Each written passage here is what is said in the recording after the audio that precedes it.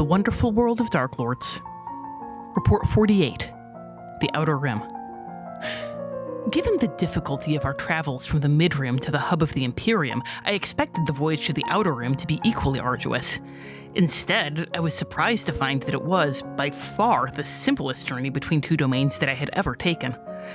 The experience of passing through the mists was closer to walking across town on a foggy day than to traveling from one domain to another. I would not have known that we had entered the Outer Rim at all had Aphra not told me as much. I suppose, given that the Imperium is still the nominal ruler of the Outer Rim, this makes a level of sense.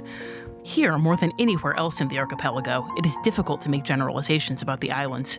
Their only unifying feature is that they are beholden to the Imperium, but are far enough away from its center of power to have a level of autonomy. States that pay tribute, follow all laws, and pray that the Imperium will not notice them, sparsely populated islands without strategic or material value, frontier towns that are entirely run by crime syndicates or are the battlegrounds for vicious gang warfare. The Outer Rim is home to all of these and more. It is a region of chaos that is barely controlled, or not controlled at all. And while this gives it a greater degree of freedom than anywhere else in the Imperium, all too often, the price of that freedom is paid by the powerless.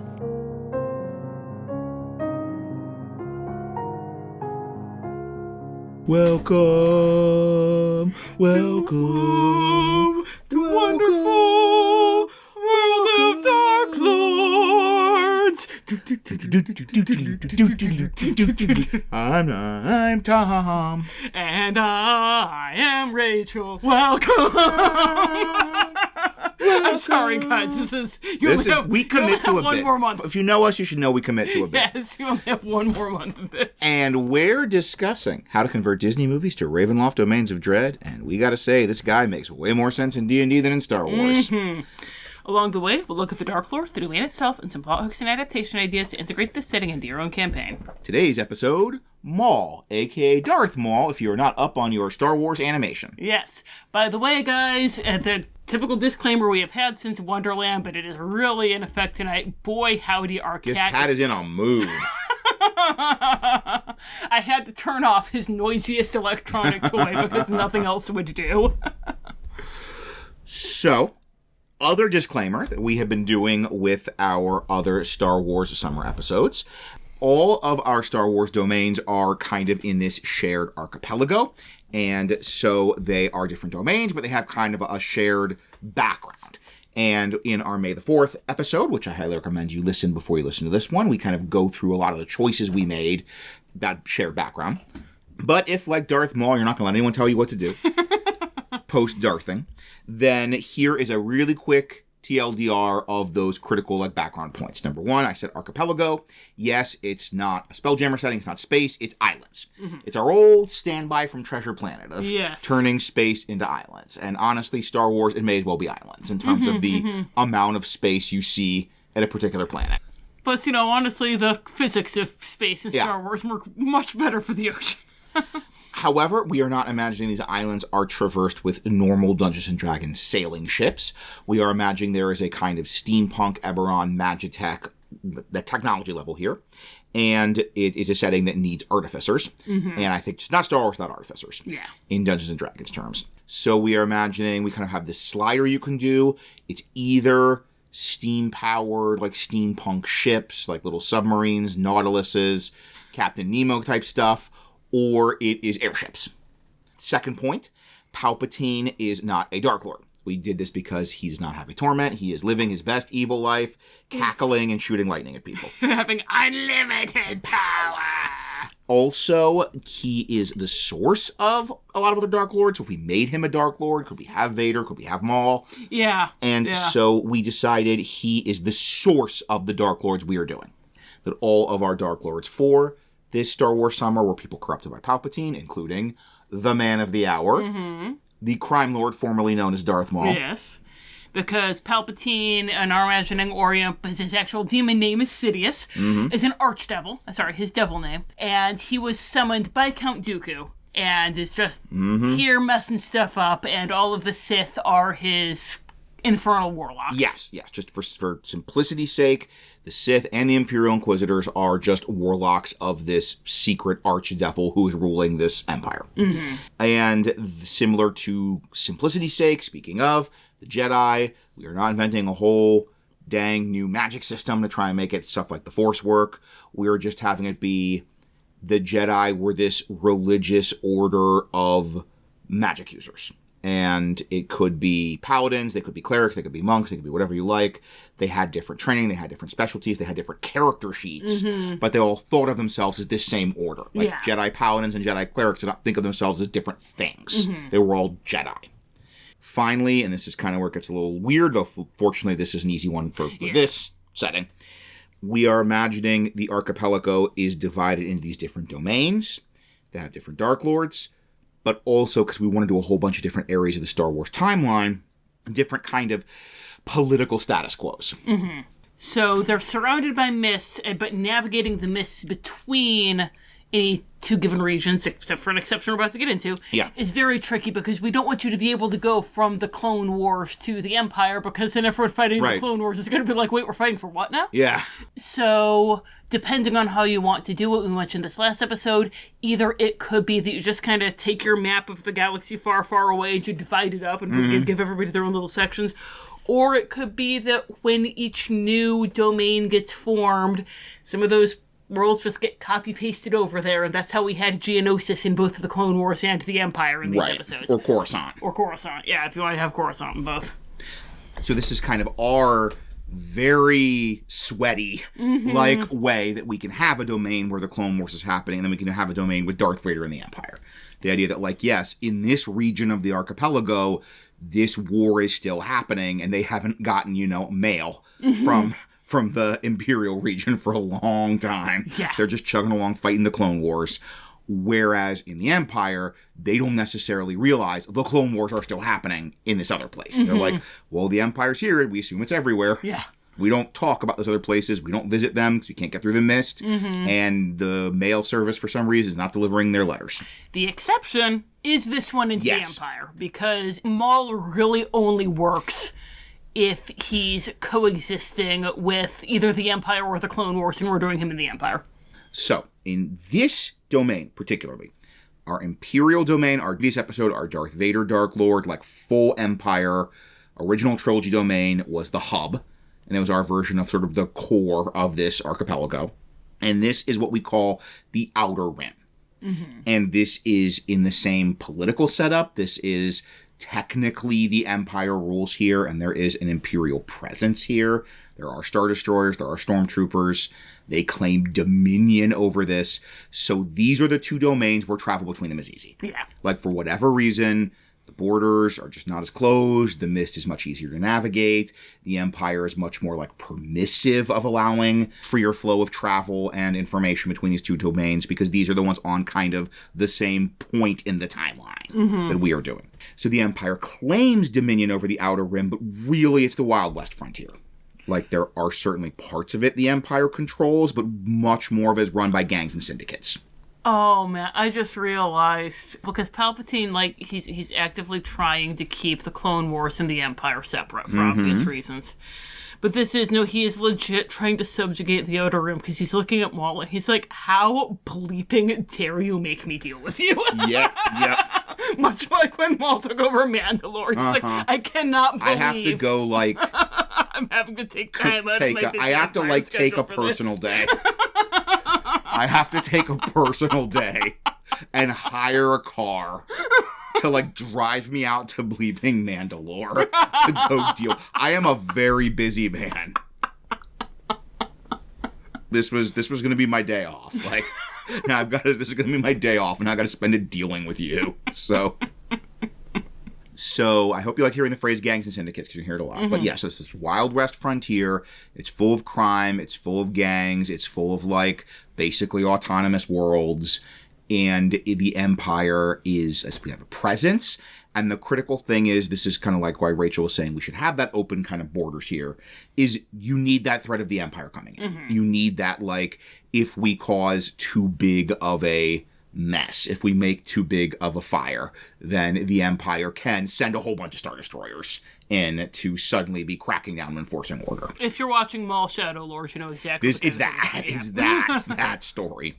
So let's talk about our Dark Lord, who, unlike our previous two, is not in a position of political supremacy over all or half of this domain, but is just one of the various crime lords clawing at each other like crabs trying to get out of a bucket. Mm-hmm. Let's talk about the crime lord formerly known as Darth Maul, who is now just going by Maul in a section we like to call the Lord.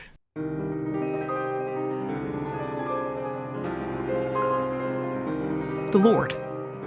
It was challenging to identify a central figure on the Outer Rim, for it is a region marked by independence that often crosses the line into lawlessness. The islands here are defined by a lack of imperial oversight. In many cases, this is a boon, for obvious reasons. In others, however, the power vacuum has been filled by a variety of crime syndicates that are either more than a match for local governments, or are providing generous bribes to corrupt imperial administrators. And yet, the key word here is variety. There is no one criminal leader in control of the region. Some particularly infamous crime lords did show up consistently in my research. A slug-like creature named Jabba the Hutt, the ruthless Dryden Voss, and a shadowy hexblood known as Maul.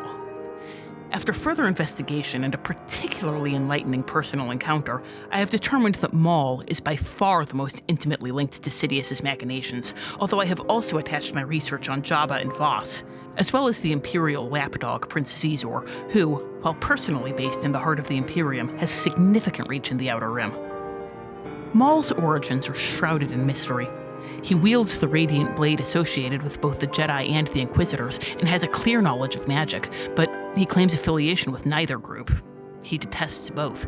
In truth, it would be quicker to list those whom Maul does not detest, for he has openly sworn vengeance on the Imperium, all the major crime syndicates, and, I would eventually learn, Sidious himself.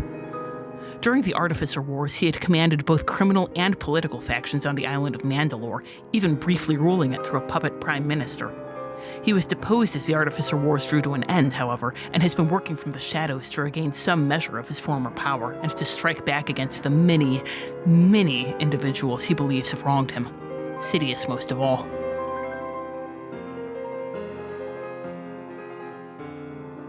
So, if you were going to the movie theaters in the very edge of the 90s and were well aware of pop culture in that period, then you know who Darth Maul is. If you have not been following the animated stuff, you might not know, A, why we're calling him Maul, B, that he is alive. Yeah. But hopefully you've picked that up through geek osmosis. We'll do the catch-up, guys, I promise. Yes. Also, as mentioned in the Dooku episode, I was behind on animated stuff and was extremely annoyed that I had to catch up on all this. We will catch you up, don't worry. And the episodes with him are very good. I'm no longer annoyed. Yes. I'm glad to have watched them. I am certain you can at least visualize Darth Maul as I'm speaking, but you might not know what a Dark Lord is. So, Rachel, what is a Dark Lord? Well, a Dark Lord is an evil being who commits some kind of act of ultimate darkness that causes the dark powers to say, why, hello, new friend, we want to play with you forever.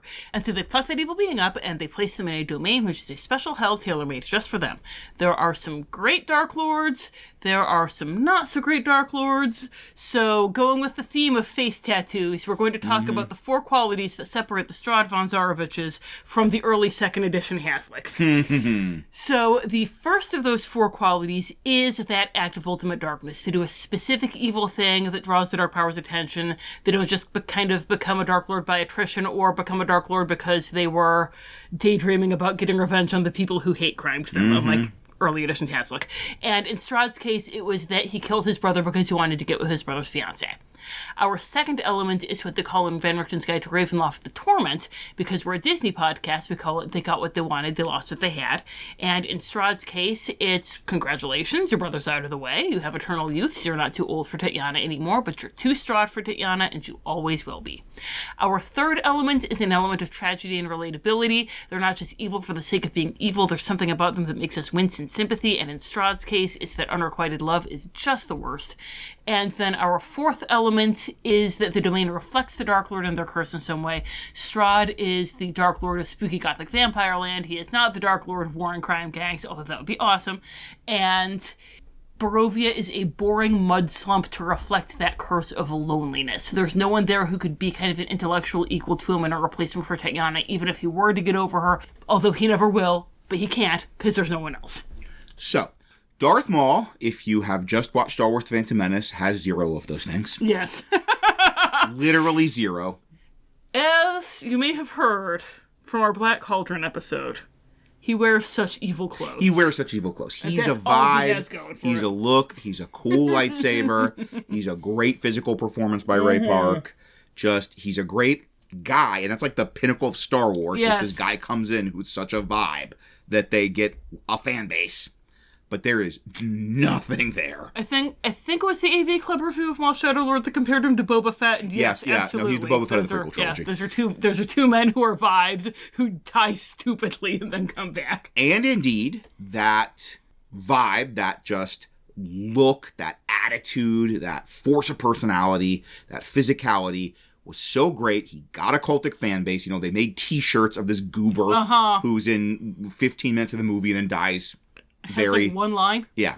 It's such a great fan base that they did bring him back, which once again, I feel like if you're at all plugged into geek culture, you at least from the fact that the show about Maul exists, have gotten that he's back. And we'll get into a little bit of that. But to go through his story, first off, he's taken very young. He's basically taken as a child because he has this force potential and this strength, this ability to be a great warrior. He's taken and given to Darth Sidious to be his apprentice. It is horribly abusive. And part he's taken as a child might be new information. That kind of just is coming out. And that comes out in the wider material, the comics. It was just a part of the new Maul show. But the fact that it was horribly abusive, brutal, basically torturous brainwashing, probably not a shock to you. Yeah. When basically we have Sidious as your dad, that's... That's gonna be a bad dad. Yeah. That's gonna make Thanos look like Dad of the Year. So, right, maybe if you were, as an adult, he voluntarily joined up, but no, he is taken and he is basically forged through torture and manipulation and brainwashing into this weapon of evil. And the thing is, with the specific act of ultimate darkness, we have hundreds of potentially dark acts. But we do have a specific one from the Clone Wars series that I remember, somebody in the Discord suggested this. We just paused the recording to go back and search and couldn't find it. So I'm sorry. Apologies. Statistically, it was probably either Peter or Qualman. But if it was neither Peter nor Qualman, or if one of you is hey, it was me, why are you crediting that other guy? Sorry. Sound us off and we'll put in a note in the show notes or whatever. So, Phantom Menace, he's chopped in half. Most people, record scratch, bet you're wondering how I got here. Most people, that'll be the end, but the great thing is, I guess, Zibrock anatomy, all the vital organisms for life are a couple inches above the waist. Yeah. So, he comes back with robot legs, and he's crazy, and his brother, we don't have time to go into him now, finds him, and... He had, robot spider legs. Yeah, robot spider legs, yeah. Were they meat spider legs? They were robot spider legs, yeah. And then he gets robot regular legs, which he has now, which I think is a little bit of a wasted opportunity. Yeah. He didn't have the spider legs for very long. I remember I was in the room when you were watching the Spider Legs episode, and I didn't realize it was only one episode. I thought we were going to get a couple episodes of Spider Legs. Yes, tragically. I wanted Drider Maul. I was excited. So, Maul, he's kind of brought back into the wider galaxy by his brother. They become crime lords, because he wants to build his own power base, ultimately get revenge on Sidious, or even just have his own power base. And Obi-Wan. And takes over Mandalore. And Obi-Wan, there was a whole thing about how he had this chaste but deep love for Duchess Satine of Mandalore. And Bo-Katan's sister. Gosh, this is a lot. We need to... If you see The Mandalorian... Yes, Bo-Katan's sister. Also, if you were keeping up your animated stuff, Satine the Mandalorian is different from Sabine the Mandalorian. That is unconscionable decision I strongly disagree with in character naming. And he takes over... And then, basically, just to torment Obi-Wan, he kills Satine. The Duchess Satine, basically his girlfriend. So, long wind up. That, of all the thousands of evil things he's done, that's the one we're choosing as his act of ultimate darkness that causes the Outer Rim to come into Ravenloft to become its own domain, and a couple of reasons. First, it's not for survival. Like, he has a line in the Maul show where he sort of says, we know we do what we have to do to survive, implying a lot of his evil stuff is for survival. Not at all that. Mm-hmm. It's second, I think this is the critical point, it's not because Palpatine ordered it. Yeah. Like, most of the evil actions he's done up until this point were things that Palpatine ordered him to do. Mm-hmm. And you could make, yes, those is the moral responsibility, but this is his, like, abusive lightning dad ordering him to do stuff. There's, like, a little less moral culpability there. Yeah, yeah. And 3, it's not even direct revenge. Mm-hmm. It's like, if he had killed Obi-Wan, that's like, well, a fair play. Yeah. Like, Obi-Wan cut him in half. And this is this person that has done never any harm to Maul in Maul's whole life, and he's killing her just to get Obi-Wan. Yeah. But also 4, kind of from a metagame perspective, that because there was earlier in Clone Wars, he killed a whole lot of innocents just to get the Jedi's attention. Yeah. So they would send Obi-Wan out, and it's like, that's basically... That's pretty bad, that's too. Pretty bad. But we mentioned in our Gargoyles episode that every now and then, you don't have, like, evil by attrition. That doesn't really work. You want to have that active ultimate darkness, but at the same time, sometimes the dark powers are just like sitting there, keeping your resume on file. Sometimes they're like, let him cook. Cook. And then they'll be like, okay, that other thing he did was technically more evil, but I don't think it was quite ready yet. Now I think, like, the flavors have properly melted. So there were other more evil things he did beforehand, but this was in the dark powers are like, now I think. It's even, like, kind of part of the same thing, the same move, the same plan. So you can sort of bundle that into this act of darkness. That's true. And it's like Davy Jones had a weekend of Ultimate Darkness, Maul had, like, a summer of Ultimate Darkness. Yeah, or, like, 2 weeks. Yeah.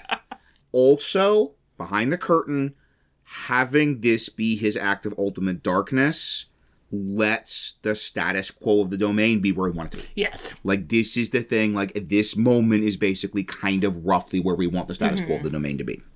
And also, this makes a good act of Ultimate Darkness because shortly after this is when kind of the core of his torment kicks in. Yeah. And this or torment, he's a very tormented person in general. We don't need to do a lot. No. His life is a nightmare. Yes, while following the Maul show, then there was literally a whole episode just about his torment, like just recently that we watched. And the thing is, when he takes over Mandalore, he's, making a big noise. And as we mentioned, Sidious comes and kicks his butt, reminds him who's boss, and also kills his brother. Yeah. And this was someone he really did love, he really did care about, and now he's alone. And we even have in other bits of the media, like Rebels or like in the new Maul show, he is looking for apprentices. Like, he always wants to find a new apprentice, and that he'll sometimes even find people that could potentially be an apprentice. So we had this in Rebels with Ezra, but he always drives them away. Yes. Like, he always is, any relationships he builds, he always ends up destroying in his ambition and his quest for power, his quest for revenge. Sacrificing them on the altar of vengeance. Yes. And speaking of building, he is stuck in this Darklord cycle. Darklord treadmill! Darklord treadmill! Woo! It's the best! So, he built this criminal empire, and he conquered Mandalore, and he was like, I'm actually going to, like, conquer a planet and build a little actual empire. Mm-hmm. And then it was shattered when he got beat up by Sidious. Mm-hmm. And then he built a funny Star Wars multimedia timeline. So this is in the Clone Wars. And then by the time of the movie Solo, he had, like, built that empire again. He had become the sort of boss of bosses again. And then all that's shattered by the time of Rebels. By the time of Star Wars Rebels, he's a hobo on a Sith planet. And that is always going to get, that's his cycle. Like, he's going to start his criminal empire, start a gang, conquer, build and build and build, and it'll all be lost, and he'll always be back to square one. Yeah. And I know the voice actor Sam Witwer, I heard this quoted, actually compared him to Sisyphus. Said that, like, he just keeps rolling the boulder up the hill, and it always, he gets to the top, and then it rolls down, and then just goes back down and rolls it up again, saying this time it's going to be different. And once again, what a wonderful Darklord thing, right? Like, that's kind of the Darklord torment in a nutshell, is they're all little Sisyphuses pushing their boulders up the hill. Strahd is pushing the Tetiana-shaped boulder up the hill, and it always rolls back down. Yeah, and we had to go back and check this on our Discord because we mentioned Peter on our Discord as one of our Star Wars experts. You can tell exactly when we recorded this first part, dear listeners, which was after episode 8 of Maul dropped, but before episodes 9 and 10. So if there's any great stuff in episodes 9 and 10 that would be, future Rachel coming here now. But after episode 8 dropped, Peter had this whole thing about why Maul's such a great Dark Lord, just based on the flashbacks he was having there. And he's like, having these incorrect memories he's convinced himself of like his brother on his deathbed telling him to get revenge on Sidious, which he didn't do. Yes, so just that he believes that this is a thing he has to do, and he'll be letting people down if he doesn't do it, if he doesn't just burn everything on this pyre of his vengeance and his hatred instead of just so good. flipping and letting it go. And he'll never get revenge. And he'll build something, and he'll build relationships, and he'll build a group, maybe even a syndicate, and then it'll all be shattered because he cannot let go of this revenge. And he'll never get it. And because, Dark Lord, baby. And because, another thing Peter mentioned, he's a Sith at heart, he wants power. He's not going to, selflessly go help Ahsoka or whatever. It's no, he has to be in charge. Everything has to be on his terms. Yeah. And just, It's he's always looking for an apprentice. Yes. Because that means, partly because he kind of wants a companion, but it's a companion where he's the master. Yes. Where it's the clear, power hierarchy that he's the top. He's not looking for an ally. He's looking for an apprentice. And then we have the element of tragedy and relatability. Easy, once again, I think that came snapped into focus when I said Palpatine was his abusive lightning dad. He is truly been wronged. Yes. In his life. He was taken, he was abused, he was brainwashed, he was kind of wronged in every way a person can be wronged. Yeah. And he was made into a weapon, and then he was cast aside. And it's not even just that he had all this abusive brainwashing. It was then, when he failed, he was just, he keeps saying, I was thrown away like garbage. I was thrown away like trash. He was cast aside. He was, sort of brought up with this idea of, you're going to be the right-hand man of the most powerful man in the galaxy. You were going to be, at the throne. And then he just got tossed aside. And, when his brother finds him with his spider legs, he's, literally in, a garbage planet. Oh, my gosh. And it is impossible not to sympathize with him. It is impossible not to sympathize with his resentment and his desire for revenge. Oh, yeah. You're I totally get it. If my life had been even 1/100th like this, I would probably be obsessed with revenge, too. And yet, you are just Sisyphus. You're just Sisyphus, and you are killing so many innocent people. Slaughtering people to try and get Obi-Wan's attention. Yeah. And then there is the domain reflecting the Dark Lord's personality or curse. This is part of why we chose this particular era of Maul's life. Partly because this is really interesting, because it's different than just he's the Emperor's guy, he's spiky, angry Darth Vader. But the idea of this sort of Sith Lord-esque lightsaber-wielding crime boss is so interesting. And we are imagining, once again, we have this Outer Rim. It is dominated by the underworld. And that it is this never-ending cycle of underworld power plays, of conflicts, of coups, of betrayals, all of that classic scum and villainy type story. And it's the idea that sort of all the major factions are living out his story. Yeah. You'll have the Hutts, and they're really powerful, and sometimes they'll consolidate power and kind of rule things, and then it'll fall apart. Or, Black Sun for your hashtag 90s Star Wars kids. And they'll consolidate things, and they'll be the one on top for a while, and then it'll fall apart. And that just the continual ebb and flow of underworld politics is his story writ large. Yeah. And then we also have, and this was a thing that was coming out in the Maul show, is that with the Empire Ascendant, what we talked about last month with the Darth Vader domain is, the Empire's hunting down magic users. Magic users are kind of living out his situation. We had that with Devin and Maul of the, as a Jedi, you had this destiny was taken from you. It's the same kind of thing with, any magic users who were still around in the domain. They had this very clear idea of where their life was supposed to be going, even if they weren't Jedi. They were supposed to go to wizard school and become wizards, and now they don't. And again, that gives him a lot of potential apprentices to draw on and use up and throw away as he was used up and thrown away. And also having this kind of cycle of violence means you're going to have this classic, of course, people are going to be hurt, people are going to be wronged, and that's going to, it's just never-ending vengeance. It's domain of vengeance. Yeah. Oops, all vengeance. Like... It's like what we did with Big Hero 6, of the Maul needs to get revenge, so that means he needs to build power. Building power in a criminal empire is going to involve killing this dude. Well, no, this dude has kids who now want revenge on Maul. Exactly. Classic gargoyles, hunters type stuff. And so that is why this particular region of Star Wars, of the Star Wars universe, this particular scum and villainy, Tatooine adjacent underworld factions battling for power is the place specifically chose to have Maul as the Dark Lord of. And real quick, dear listener, this is live, baby. All right, baby. You may be wondering right now the same thing that I had to message Tom at work about the other day that occurred to me, which was, wait a minute. If Dooku summoned Sidious, and Maul was Sidious's apprentice during the Phantom Menace, how does that work?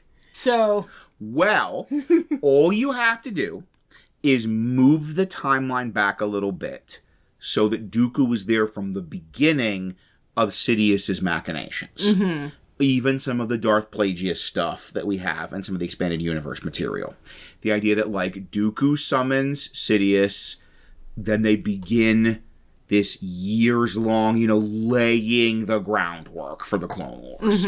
And in the canon, there is this idea that, Dooku is during that period pushing against the Jedi. And I don't remember if he was with Sidious before he left the Order. I don't think so. But the idea is he's pushing against the Jedi.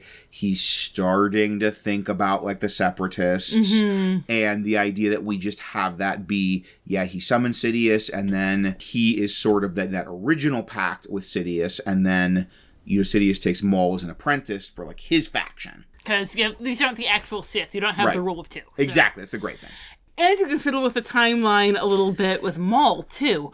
Because it's not like he had to get chopped in half by Obi-Wan during that exact point in time, 10 years before the Clone Wars or whatever. Yeah. It could have been at the beginning of the very beginning of the Clone Wars, yeah, exactly. So, speaking of being chopped in half, which really looks like it kills you, it should kill you, yes. Let's talk about our mechanical representation of Maul is a Dark Lord, and let's talk about our opening top of the hour joke about why this was better in Dungeons and Dragons. We are taking a page from our creative decision about Darth Vader, and we are having him be an undead. Because, gosh, yes. Because Obi-Wan just killed him. He just chopped him in half. He was just dead. And the specific stat block we are using, we say a stat similar to a Revenant. And a Revenant is the kind of undead that is basically #90s kids. If you watch Phantom Menace in movie theaters, you probably know this reference. The Crow from The Crow. And that is the idea of they are just too angry to die. And if that's not Maul, I don't know what exactly. is. That's perfect. They even have regeneration. It's really hard to get them to 0 hit points and make them dead for real. Because the idea is they were wronged in their death. And they're the injustice and the anger is so great that they sort of claw their way back from the grave and are powered by that desire for revenge. And if there's one thing we know about Darth Maul, it's that he should be dead. There's two things we know about him. It's that he really likes revenge. He does really like revenge. That's his one line in the movie. In terms of other powers, other than the Revenant stuff, obviously we're saying that he has Infernal Warlock levels as this former apprentice of Palpatine of Sidious. So that lets you have powers, abilities, Hexblade, magic sword, stuff like that. And then we're also matching some monk levels. So that's part of that training. Look at the way that guy moves. Those are monk moves. We are also, as a personal power, that he has got very high charisma. That he gets advantage on persuasion checks to get people to trust him. Because a lot of people trust him against their better judgment. Yes. A lot of people are I know this is a terrible idea when I'm going along. A lot of people named Ezra Bridger. Yes. Or, once again, we're seeing a bit of that unfolding in the Maul show that is airing as we are recording. And then, finally, we have often gone back to Princess and the Frog quote, the real power in this world isn't magic, it's money. buckets of it. He has got numerous criminal contacts. He's got numerous connections. He has all the advantages of like the criminal background. He has thieves can't, all of that. And he has easy access to underworld resources. Like, it's not hard for Maul to get a bucket of money. Yeah. Like, he knows exactly where to go, what banks to hit, what drop-offs to hit, what safe houses to hit. If he needs credits, he can get them real fast. Yes. And he's really plugged in to the underworld. And then finally, the power all Darklords have, though honestly, our Star Wars domains go, this is a pretty good one to be in. This is not a bad one. Yeah, if you just avoid the big crime planets. But let's say you wanted to leave this crime-ridden hive of scum and villainy, but you can't because he closes the borders. And I remember, Rachel, this was your idea. How does he close the borders? Yes. So this was, again, because we were watching Maul. And so, like, it's a show about our guy. Like, I wish every time we were sitting down to make a Darklord, there was a show about them, 'cause it makes things easier.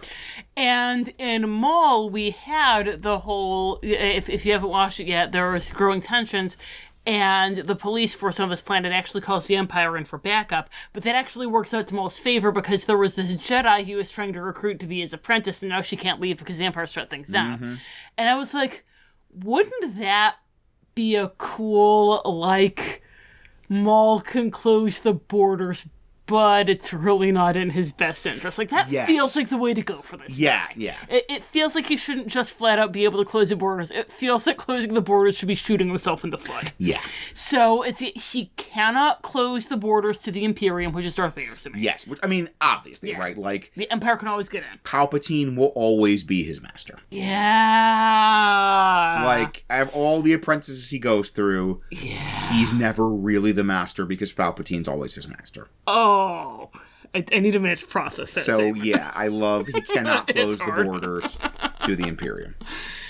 And if he wants to close the borders and keep you from going somewhere else, he does it, but he does it by bringing in the Empire. Yes. Like, suddenly, like, a whole bunch of whatever the warship equivalent of Star Destroyers that you're using. Giant dreadnoughts. Just start massing on the border. Giant Fire Nation airships. And they're going to stop you from going through.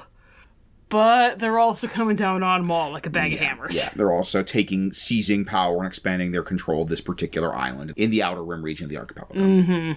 So, then the last thing in the Darklord section in the Van Ricken's Guide to Ravenloft is, of course, the role-playing trait ideal bond and flaw.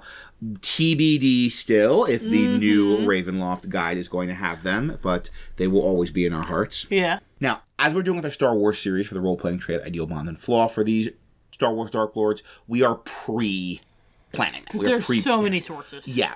This is not one movie of dialogue to discuss. This is multiple movies, multiple shows, multiple comics. Also, once again, like what we've been doing so far, we're trying to stick to sort of quote-unquote primary sources. So our quotes are from the movies, in this case, or the shows. Yeah. Like, we're not doing the comics, we're not doing the books. You wanted so badly to get his one movie line in there, but there was a much better version of it in Clone Wars. So I believe all of these ended up being from Clone Wars. Yes. Because for trait, like, if it weren't for the necessary context, honestly, I think the best trait for him would have been an admirable attempt. She will make an excellent Yes, but you need, like, the background. Context. Okay, so the thing Maul's referring to here is... So, we'll start with the role-playing trait, and this, I think it's from Ezra with... I think so, too. Yeah. A lot of our quotes are from Rebels and Clone Wars. Rebels, especially his interaction with Ezra, because we think that's a lot of ways he's going to approach the PCs. We mentioned a part of this torment is that he really wants an apprentice, and that is going to be a really great story to play out with the PCs. Because it isn't like, Darth Sidious cackling like, yes. This is like, he really Darth Sidious cackling liquid again? Yes. He really wants an apprentice. And he really wants a friend and a brother. He wants a companion, and so... Oh, you sad little man. So we're kind of imagining that as very much a default story as he interacts with your PCs. And so we chose for the role-playing trait something that reflects that. This is an interaction with Ezra in that episode of Rebels where they reintroduce him.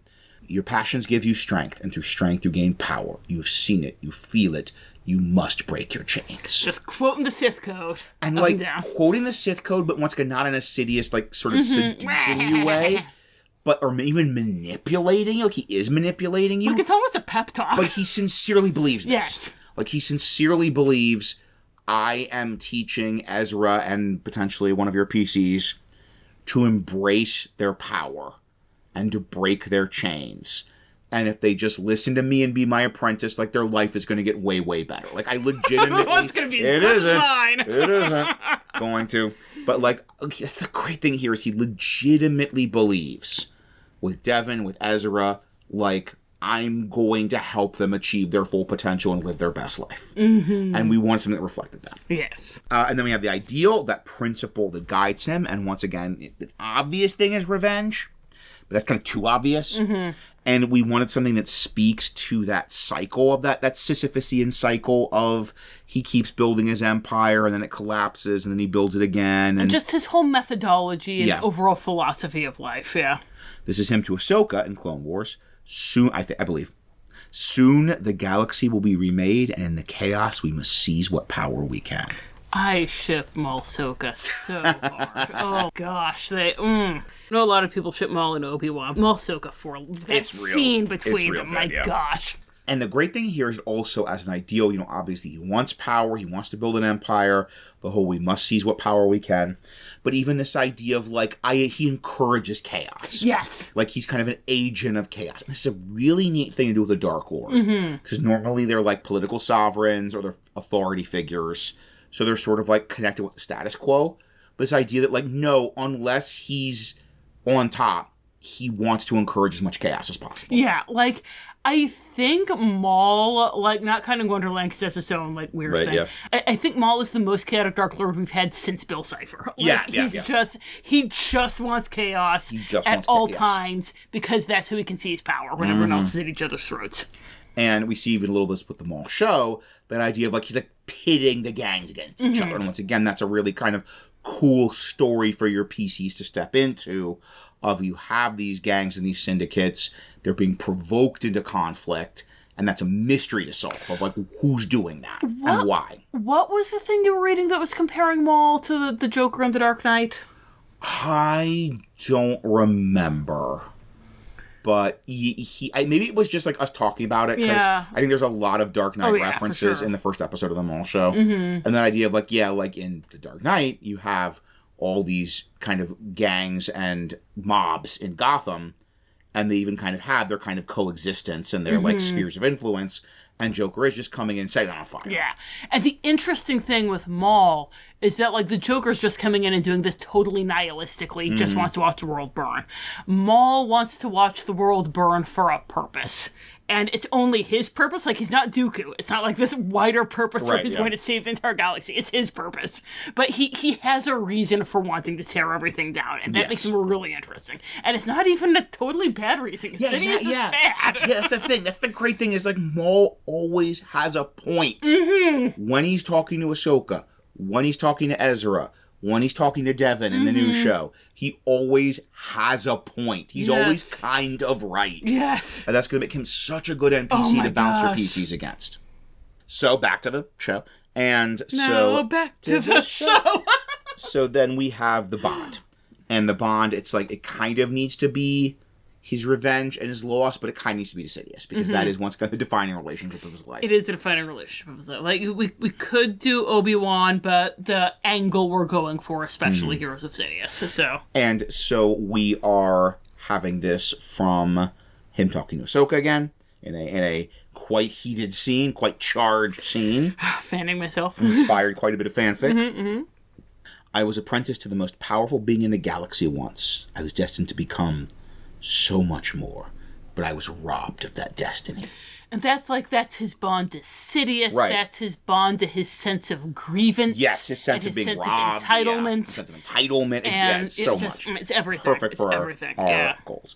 And then finally, that kind of could work as a flaw, but we're the flaw, we've kind of tried to expand the character beyond just the pure vengeance. The flaw needs to be that. The flaw needs to be the pure vengeance. The flaw needs to be the vengeance. Yeah. You may have forgotten me. I think this is him speaking to Obi-Wan. Yes. In Clone Wars. You may have forgotten me, but I will never forget you. Cannot imagine the depths I would go to stay alive, fueled by my singular hatred for you. Oh, that's so badass. Because, yes, he's just he is too angry to die. He's too angry to die. I like they had a thing in the Imperial Assault board game with the Maul character, and it was like he had a power that was basically too angry to die. And it was like, I love that you could not heal him with any healing stuff. But when he got to 0 hit points, you basically got to give him like a bunch more hit points. That's because awesome. he is too angry to die. And we needed a flaw that summed up being too angry to die. Cannot imagine the depths I would go to stay alive. Fueled by my Singular hatred for you. Ah. So, now we talk about Maul as a person trapped in this cycle of feudal vengeance, of creation and destruction, of being Sisyphus, pushing the boulder up the hill. Now let's talk about the boulder that he's pushing up the hill. Let's talk about the place he is living out this continual cycle of creation and destruction, rise and fall. Let's talk about our domain we're calling the Outer Rim. Hope that's going to be copyright scrutable. Yeah. In a section we like to call... The outside rim? The outside rim. Ooh, that's a thought. Yeah. The outside rim. The exterior rim. The exterior. Or maybe just the rim. Like the rim. Perfect. Rim. Yeah, the rim. Perfect. All right, the rim. Nailed it. Yep. I don't know if this is going in or not. Let's talk about this section that I am calling the rim, to avoid the copyright, but in Outer Rim in our hearts, in a section we like to call... The land.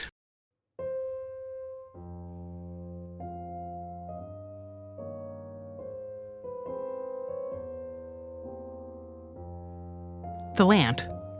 Although the Imperium is nominally in control of the Outer Rim, the islands here are far enough from the hub, and frequently from one another, that they exist more often as a threat than as a reality.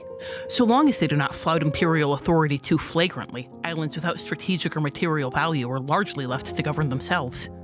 Given the ruthless ambition of the crime syndicates, this is not as much of a blessing as it seems. Many islands are essentially the vassals of one syndicate or another, or a combat zone between warring gangs.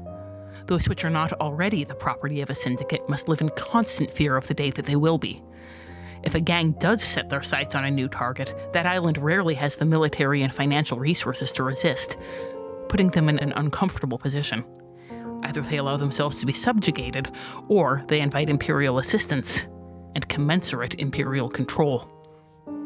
Not all islands are self-governing, however. Many of them have natural resources or are located near mistways, and the Imperium runs those with a firmer hand despite their remote location. Even here, however, a firmer hand is relative.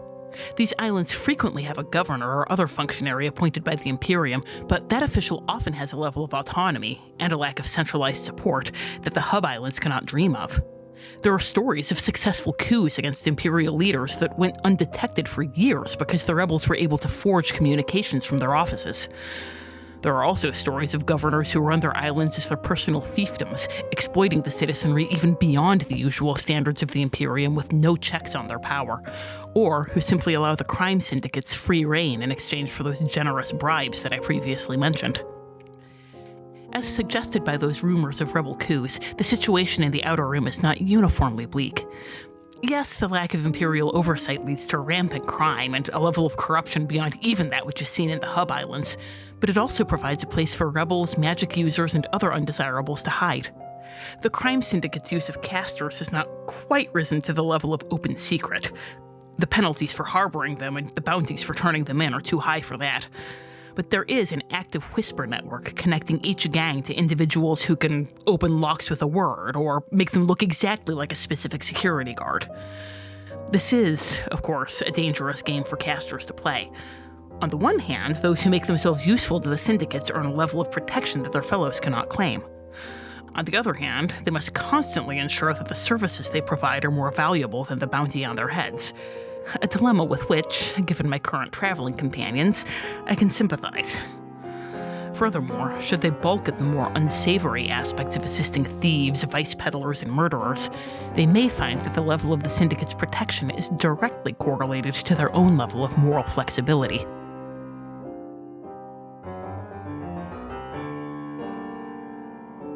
So, if you only know Darth Maul from his brief but memorable appearance in the Star Wars prequel trilogy, there's an obvious question, which is sort of what do we do unique with him that isn't covered by, like, Count Dooku. Right. Is that era. But fortunately for us, as we mentioned, Maul has a rich and robust post-episode 1 yes, he sort does. of Clone Wars era career. And that Clone Wars era career is really centered on him forming these criminal gangs and like trying to take over basically organized crime in the Star Wars universe. Because that way he gets his own power base and he can try and use that to stick it to Sidious, because by golly, he's going to stick it to Sidious. Yeah, one way or another.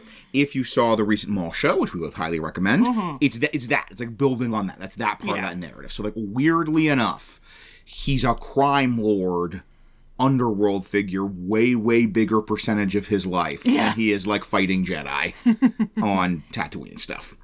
And that's perfect for us because it lets us give him a particular region of Star Wars that lends itself to a particular story that's an element of Star Wars that the others do not. So it works out so well for our purposes. It does. So the land, the domain, the part of the archipelago that he is the domain lord of, the part of the archipelago that sheared off into its own domain after he killed Satine, is the Outer Rim.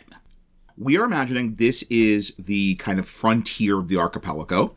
We have the center, we have this sort of mid-rim area, then we have the rim / the outer rim, where Republic is kind of the weakest, even back before the Clone Wars. Before anything, this is the frontier.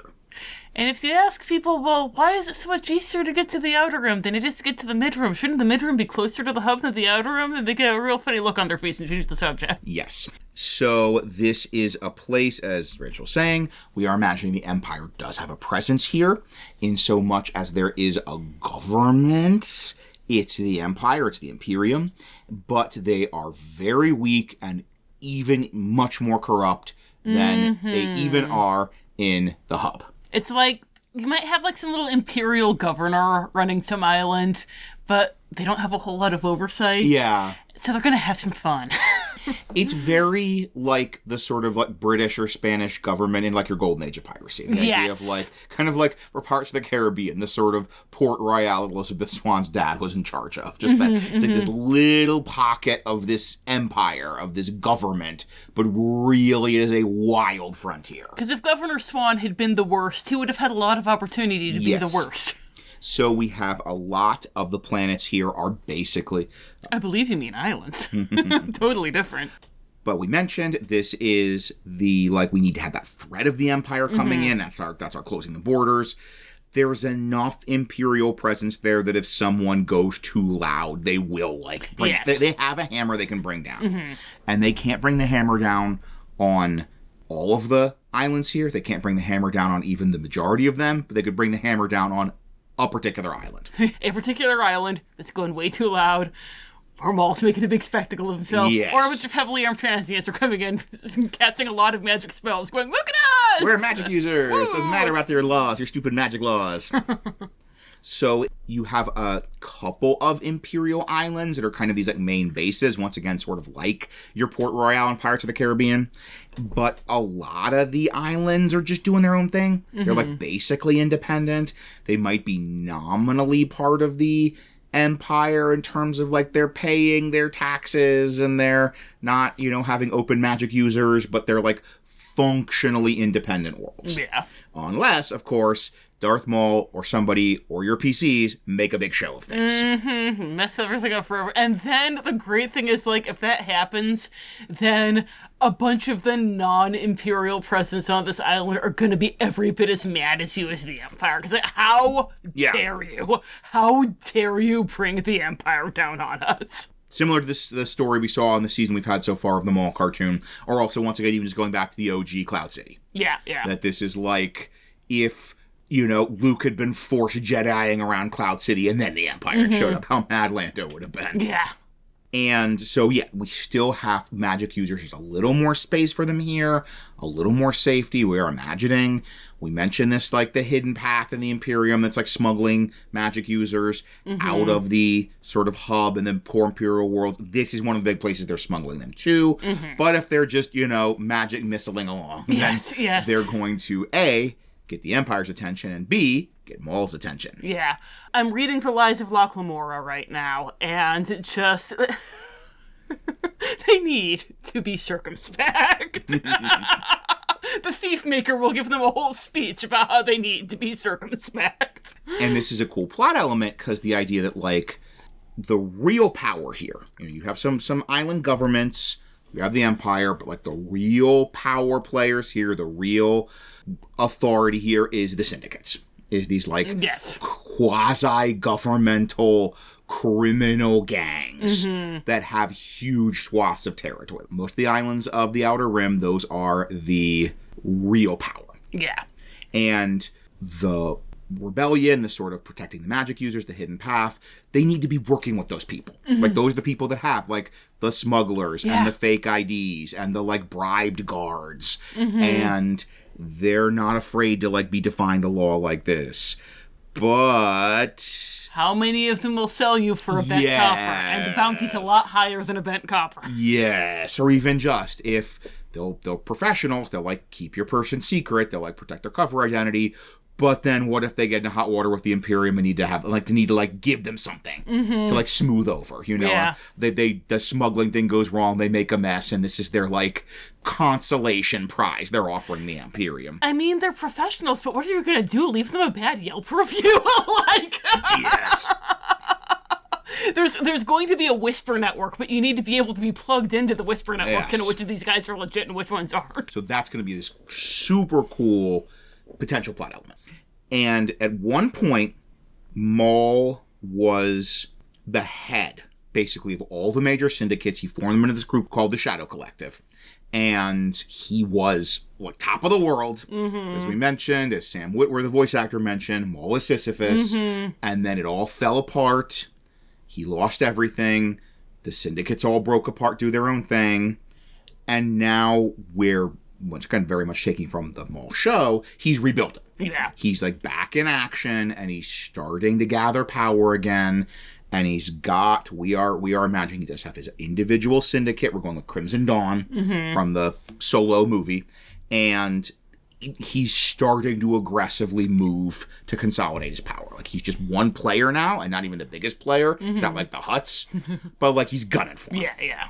So, this Wild West frontier kind of area of the archipelago full of crime. Once I keep saying Pirates of the Caribbean, honestly, it's very much like that. It is. It's very much like the Caribbean in Pirates of the Caribbean. As we've said with all of our Star Wars domains, like, man, we're not going to give you a whole bunch of planets. No. It's Star Wars. You can make up whatever planets you want. You can, that's the great Star Wars tradition. Or islands. Golly. I know. This ridiculous fiction must end. I just tonight was looking over the write-up for the Count Dooku domain, and it did have to change Galaxy to Archipelago a couple times. Galaxy of Island. Yes. Archipelago. There are constellations of islands. Constellations of islands, yes. But we are going to give you a couple of highlights. We think that if your player is looking for something Star Wars inspired, they'll want to hit some of these sites. And these sites could also work as, like, templates for, like, really dramatically useful ones. So first there's that sandy little rock of nothing that the entire axis of history orbits. The Kingmaker planet of Star Wars, Kingmaker Island, Tatooine. We've got a two-sun summer the whole darn year.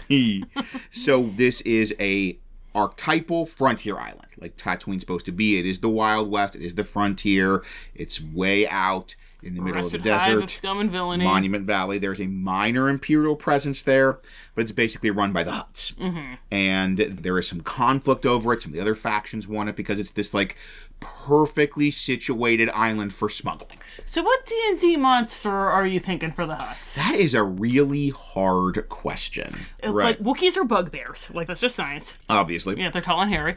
And I had something for Rancors that I found. I don't remember what, but you're probably going to find out in the D-fiction since you're joining Dathomir. But I did find something for Rancors, and I was like, yes, that.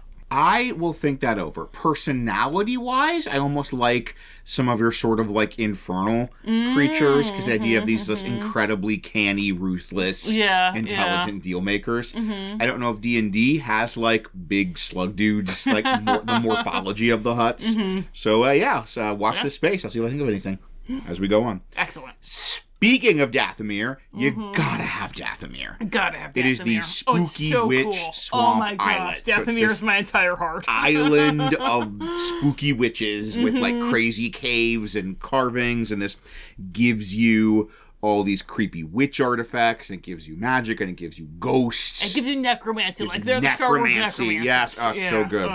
Also, that this is something we're putting here in the Outer Rim because it has a special connection to Maul. Mm-hmm. It is in the Outer Rim, actually. Yes. Not that matters, because we're making sure to mention it here. We put Geonosis in both the Mid-Rim and the Hub, when it is in neither. So this is his home island, and this is a place that has shaped him, and this is a place he, continually comes back to. It's sort of when he loses everything, he usually goes to Dathomir, and, starts his rebuilding there. And speaking of, that's the lowest low, now we have the highest high, we have Mandalore. Yes. And that is a warrior planet of warriors and mercenaries of a great warrior island. And it had years of political upheaval. And he was able to rule it briefly. And that was kind of the height. That was his highest achievement when he climbed the very highest, when he got just steps away from the top of the hill pushing that boulder, was when he ruled Mandalore. Sat on that throne for 5 minutes. Yep. The greatest time of his life. Greatest time of his life. My gosh, I love an insouciant throne slash. My gosh. And that there is a cadre of those Mandalorian warriors are still loyal to him. And that's kind of part of the core of his power base. That's one of his sort of, inner circle, personal guard. They're these very skilled and powerful warriors, and at least a couple of them are personally loyal to him. Yeah.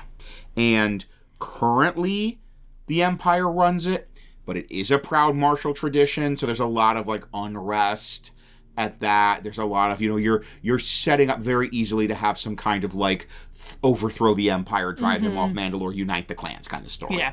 And this is where we're, geographically and even, culturally, this would fit better on the Hub or the Mid-Rim.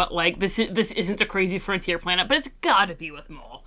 So we're putting it in the Outer Rim. It's, a little less Wild West than the others. And then we also, as we mentioned, for these ones, we are having important NPCs and factions. And so we're starting with, we've mentioned syndicates. Here's a couple different syndicates. Because one of the core story elements we see of this setting is this constant push and pull between these different syndicates. And there's always, plenty of small-time local operators. But these are sort of the big players in the game. Obviously, we already mentioned the Hutts. And the neat thing about the Hutts is they're a massive, powerful crime syndicate.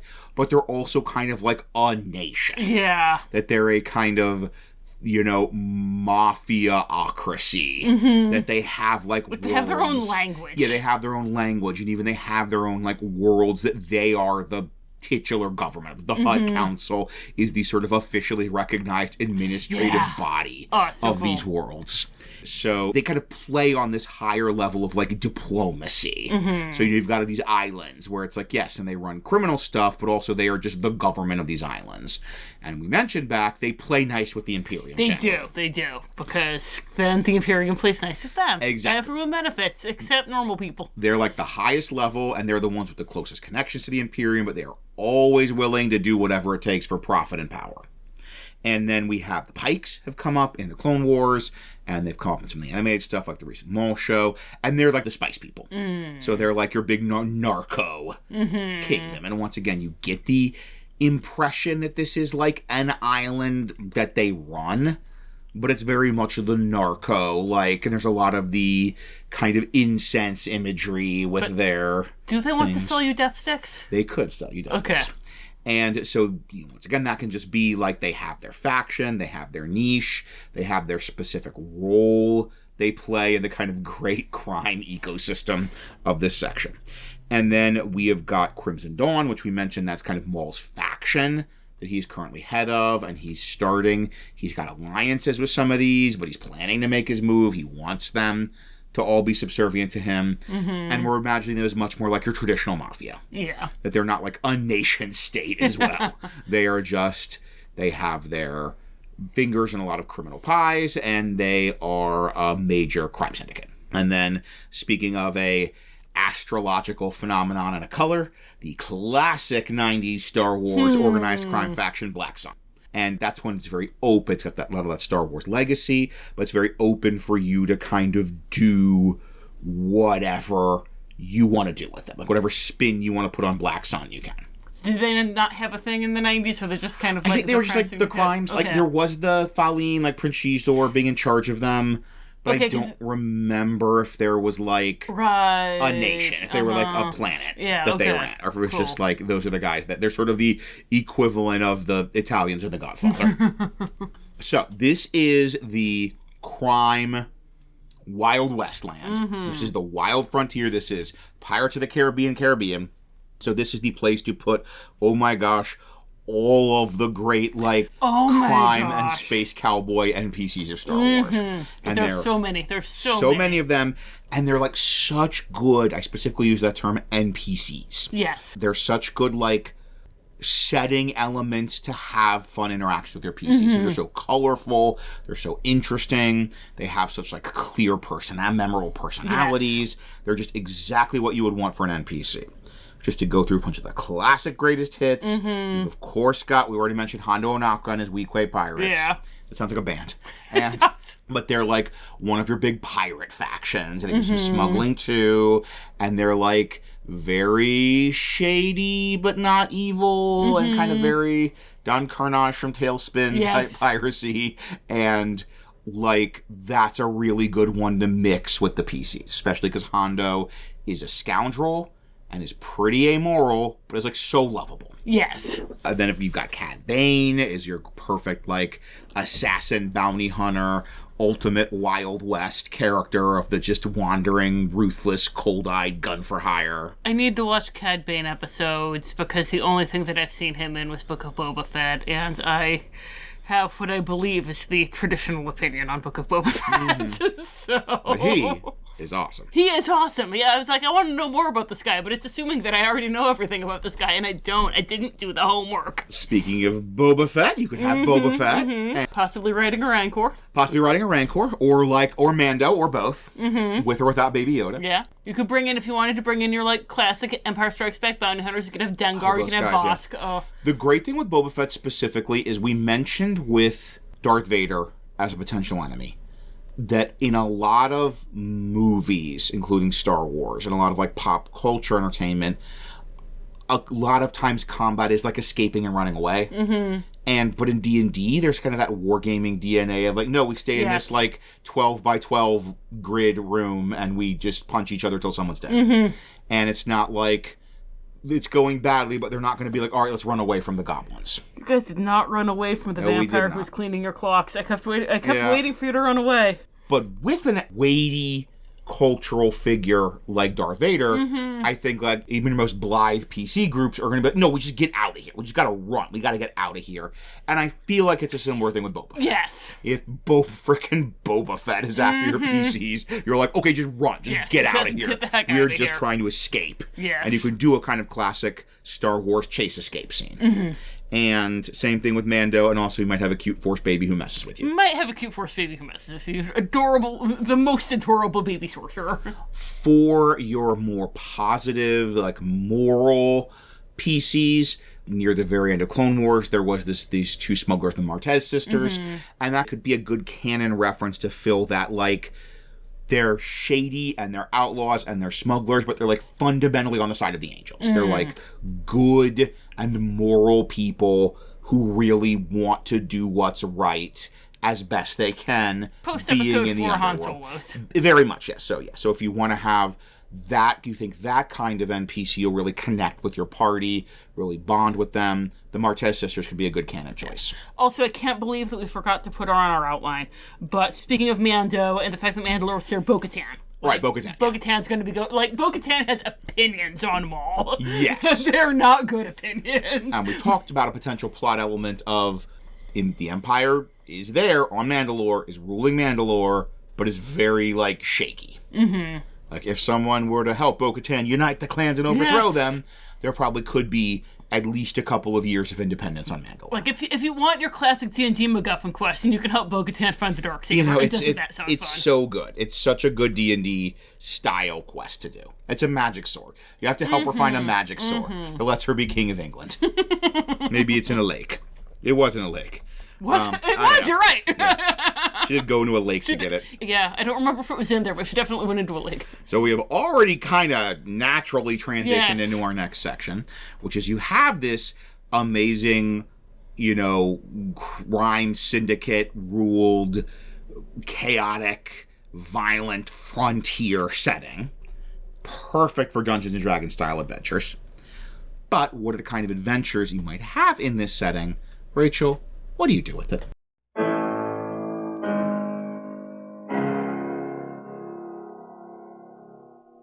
Dread possibilities. I gleaned all of this during our travels to one of the most remote islands of the Outer Rim, Dathomir. My patron will no doubt recall that my amoral traveling companions had agreed to provide passage through the stellar archipelago in exchange for my help in acquiring a magic item from Dathomir, and it was time for our various burglaries and confidence schemes to come to fruition. Upon seeing the thick jungles and treacherous swamps of the island, it was obvious why we had needed a map. It would be all too easy to become hopelessly lost here. I found myself thinking morosely of Priya, my ill-fated guide in the Seany, and hoping that we would fare better than she had. Although, I would not have minded seeing that obnoxious Warforged torn apart by whatever Dathomir's version of Shere Khan might be. Afra had warned me that Dathomir was home to a variety of unique and dangerous fauna. Unfortunately, it was not long before I learned the truth of this firsthand, for in less than an hour we were beset by a swarm of massive spiders with corrosive venom. I was thankful that I had told the crew that my patron was a wizard who had equipped me with a handful of magic items, for it meant that I could cast Eldritch Blast and Armor of Agathis freely, so long as I ostentatiously flourished my rings while doing so. Unfortunately, a few poorly planned explosions from the Autognome threw me some distance from the group, and a handful of spiders broke off to herd me deeper into the jungle. I soon found myself separated from the rest of the crew and pursued by horrors that intended to devour me. With no prying eyes nearby, or so I thought, I cast Gaseous Form, as this seemed the best way to avoid any and all senses that the spiders might possibly have. They scuttled about in confusion for some time, searching in vain for my scent, before skittering back in the direction from which we had come. I remained in gaseous form for several more minutes to make sure the spiders were gone, and also to give my companions time to overcome their own foes. I wanted to rejoin them, but given my delightful variety of burns and bruises and the Autognome's lack of concern for collateral damage, I wanted to do so after the battle was over.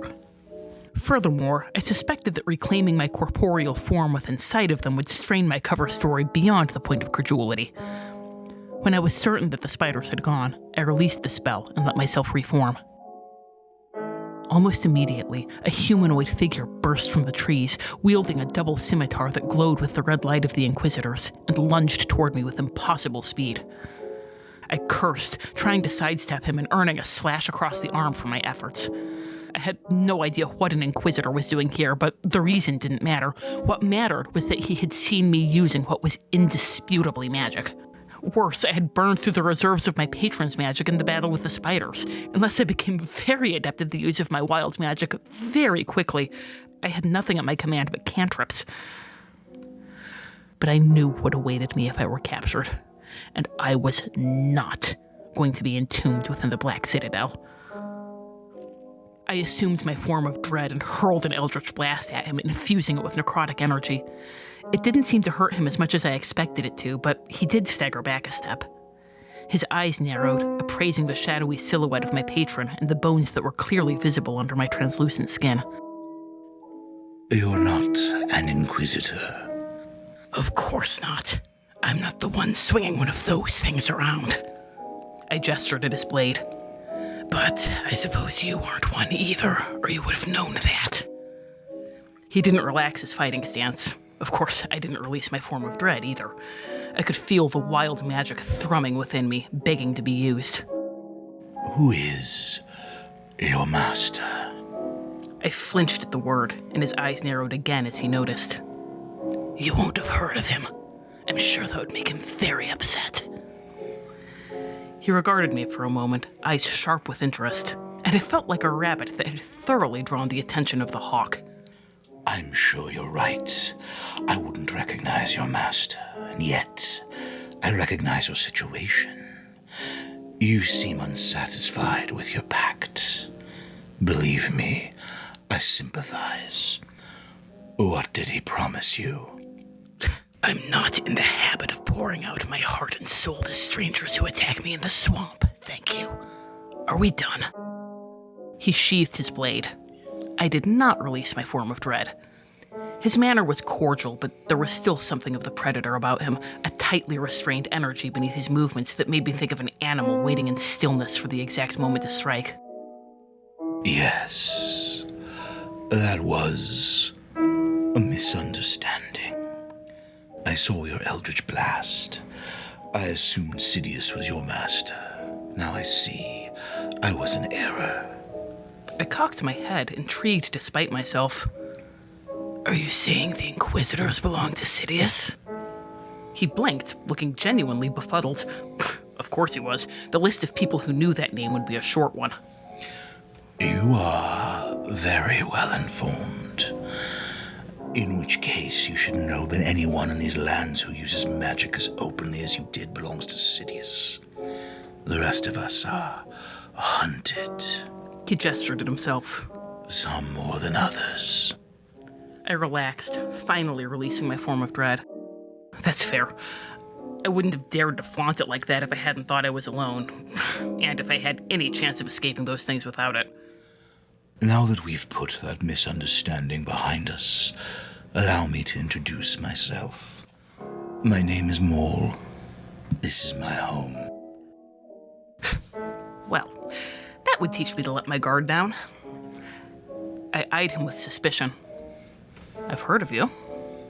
You can probably guess what sorts of things. Shouldn't you be, I don't know, leading a gang of thugs to shake someone down for tribute or something? While I have led subordinates in the past, I would never bring them here. This place is sacred to me. It's where I was born, and where I lost everything. I can guess the sort of things you've been told. A criminal, a murderer, a monster. And it's true. I am all of those things. But I wasn't born a monster. I was made into one. And I've done what it took to prevail. He doubtless expected this to elicit curiosity, even sympathy. He had no idea how many self-pitying monsters I'd met over the past 4 years. I'm sure Vader tells himself the same thing. And Dooku. And all the rest of them. That courtly demeanor vanished beneath a snarl, and he lunged toward me with impossible speed, the predator springing from stillness for the kill. He grabbed the front of my bodice with both hands and pulled me within inches of his face. Do not ever compare me to those cringing dogs begging for scraps of Sidious's favor. I could feel his breath, and it was cold. I will kill every one of them on the way to plunging my blade into Sidious's heart. Perhaps I should have been frightened of him, but instead I felt a searing stab of fury. I was tired. So God's damned tired of being threatened, of being manhandled, of being forced to listen to some vainglorious man's tale of his high and lonely destiny, and then enduring his wrath when I failed to weep for it. My wild magic crescendoed from a thrum to a roar, and it is difficult to describe. I didn't cast a spell with it, nor did I experience a wild magic surge. Instead, the magic suffused me, and I suddenly felt a small measure of my patron's power returning. It was only a fraction of what I was accustomed to, not enough for half my spells, but enough for Misty Step. And Maul had proven that he was more than unhinged enough to make that escape necessary. I cast it without hesitation and vanished into the trees, then fled to rejoin the crew of the Archangel.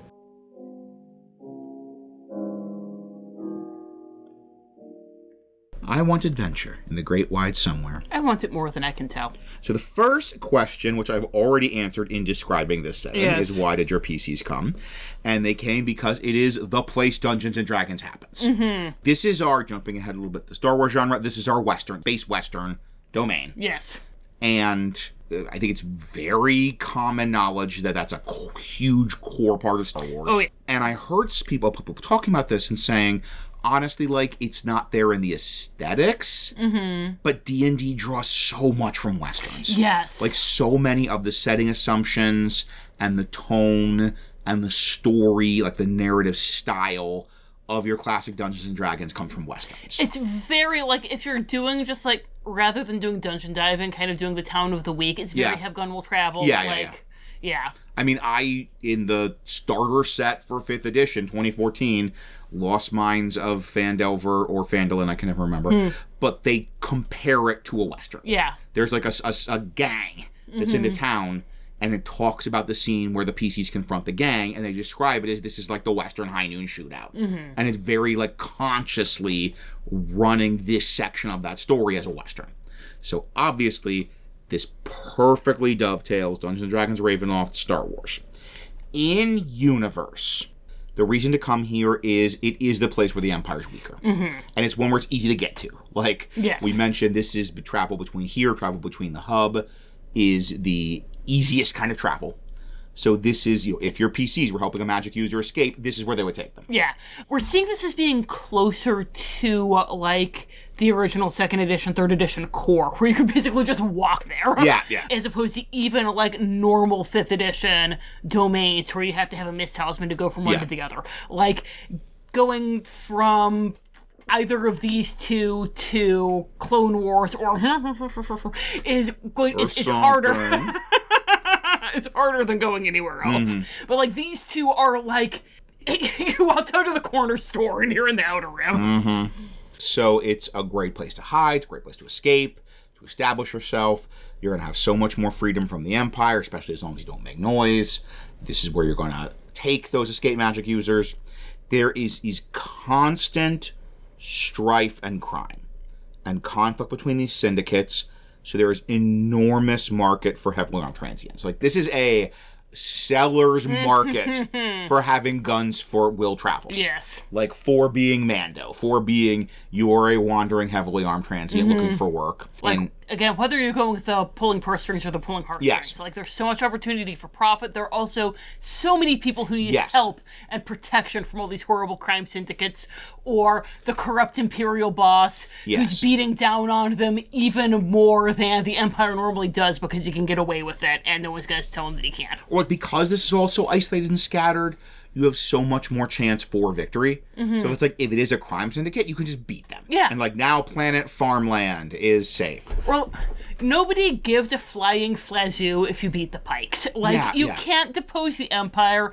You can wipe the Pikes off the face of the earth. And even with the Empire, you might have this chance of, like, okay, they are messing with this planet. They are occupying and brutalizing this planet. And if we beat this, like, Star Destroyer. Yeah. Or not even Star Destroyer. This, like, Imperial outpost here. They're, like, not gonna have the resources to send another one. Yeah. Like, Governor Jerkface is doing real bad stuff, and they're not going to be able to replace Governor Jerkface. Or they're not even going to know that you got rid of Governor Jerkface for months. It's, once again, like if Port Royale, if Elizabeth Dad was evil in Pirates of the Caribbean, and this whole, like, the pirates, like, overthrew the government of Port Royal. Then it's like, eventually maybe there'll be a new British, like, the British will retake the island, but you could get the impression of a long stretch of independence. Especially if someone's able to forge letters from him saying everything's fine. I even remember it was an old Star Wars canon thing, pre-Disney, and it was the idea of, like, you had this, I don't remember a lot of details, but this really gung-ho Imperial officer was like, it's time to show that the Empire rules the Hutts, and it's time to, like, occupy, Nar Shaddaa. And so he gets this fleet together, and they go to, like, occupy Nar Shaddaa, which is like a Hutt, port planet, and the Smuggler's Moon. And all of, like, the smugglers and the pirates, they kind of make this impromptu armada of all their, like, Millennium Falcon type ships, and they fight off that Imperial flotilla, that Imperial, like, task force, and the idea is, like, and that was so embarrassing, he's not going to be able to do it again. Also, that gave time for the Hutts to be, like, greasing palms and pulling strings. Like, if we just stop this, like, one attack from, like, us occupying the Smuggler's Moon, then he won't get another chance. And this is the setting where you can have that kind of thing of, like, an Imperial fleet is coming to occupy island in Nar Shaddaa, and if the PCs and Hondo and the smugglers and all that fight them off, the Empire's not going to get another chance for a long time. Yeah. Speaking of heartstrings, this is also, in terms of the perfect D&D setting, this is the place to do the Seven Samurai. Yes. This is, it can be an Empire, or it can be full-on just like bandits. It can be a gang. And I remember it was somebody saying for them, one of the great tests of if a setting makes a good RPG setting is, can you run the Seven Samurai? That is a very good test. Yeah, right? That is a very good test. And because it's such a perfect RPG storyline, story framework, you know, the PCs are hired to protect a village from people trying to attack. And Star Wars has done Seven Samurai, I believe, at least twice. Yeah. Maybe more. And yes, this is your chance to do Star Wars Seven Samurai on an island. You have all these crime families who could be in conflict in a more social, subtle, heist way. Oh man, what a wonderful word to say in the context of a D&D game. Heists. Yes. You know, the Hutts have some important magic item in their vaults, and they're having a big party, and you need to infiltrate the party and heist their vaults and steal the Twi'lek idol or whatever. Octopus Caw. Yes. Have Octopus Caw in their vaults. You have to heist them or it's going to go up for auction and you have to go and try and win the auction and grease palms and everything to try and make sure that you're the ones who come out on top. And That's so good. Speaking of classic D&D sort of setting, places, a setting where you can run a heist is a good D&D setting. Yes. There's plenty of potentially rescuing people from being kidnapped for various reasons, up to and including magic users that one of the crime families is planning to flip for Imperial favor. And finally, I like this a lot. You get brought in to get involved in this like syndicate conflict. Like you'll deal with a crime boss because it's like, yeah, the Pikes really want to take out this Hutt that's messing with them, but they need plausible deniability. Yeah. Or, like, if you don't want it to be, like, Crime Syndicate versus Crime Syndicate, it could be a setup very much like the Maul show, where it's, like, somebody similar to Lawson brings you in. Yeah. Because they're like, oh, these crime families are, you know, really putting a lot of pressure on us. We're about to have to call the Empire in. Please, we don't want to call the Empire in. Can you guys help us out, pretty please? This is just a great, like, speaking of things that make good D&D settings, any setting where you have like a bunch of different powerful groups or people and they all need plausible deniability is a rich harvest of D&D plot hooks and of reasons for a group of heavily armed transients to get pulled into these like political struggles between these factions. And I'm going to jump in real quick here. This is live, baby. Live, baby. Because we talked about this in our last episode also, that we've got a whole bunch of great plot hooks for what happens if you're already in Star Wars land and you want to go over to the Outer Rim. We don't have as much for what if you're in somewhere else in Ravenloft and you want to go over to the Outer Rim, unless I guess there's like a jobs posting. For heavily armed a job dragons. board. Yes. Or you find out that they have Octopus Caw. One possibility is it's a similar plot hook as we talked about with Radigan or with Lady Eboshi. That like they're doing all this arms dealing, all this spice dealing, all this whatever, and you could have the like there's this uptick in crime in whatever domain that you're in, and you don't know where they're getting all of these horrible artificer magitech items from, and you trace it back to Crimson Dawn. Yes. Like, surprise! Great way to connect anything going on in a pre-existing domain and bring you into Star Wars. Yes. So what kind of stories can you tell once you bring your PCs into this wretched hive of scum and villainy? What kind of scum and or villainy related stories can you have there? And the answer is any Wild West or crime story you want. That's the genius of this. This is that Venn diagram. You know, in Maul, a lot of the aesthetics is usually more like classic crime story.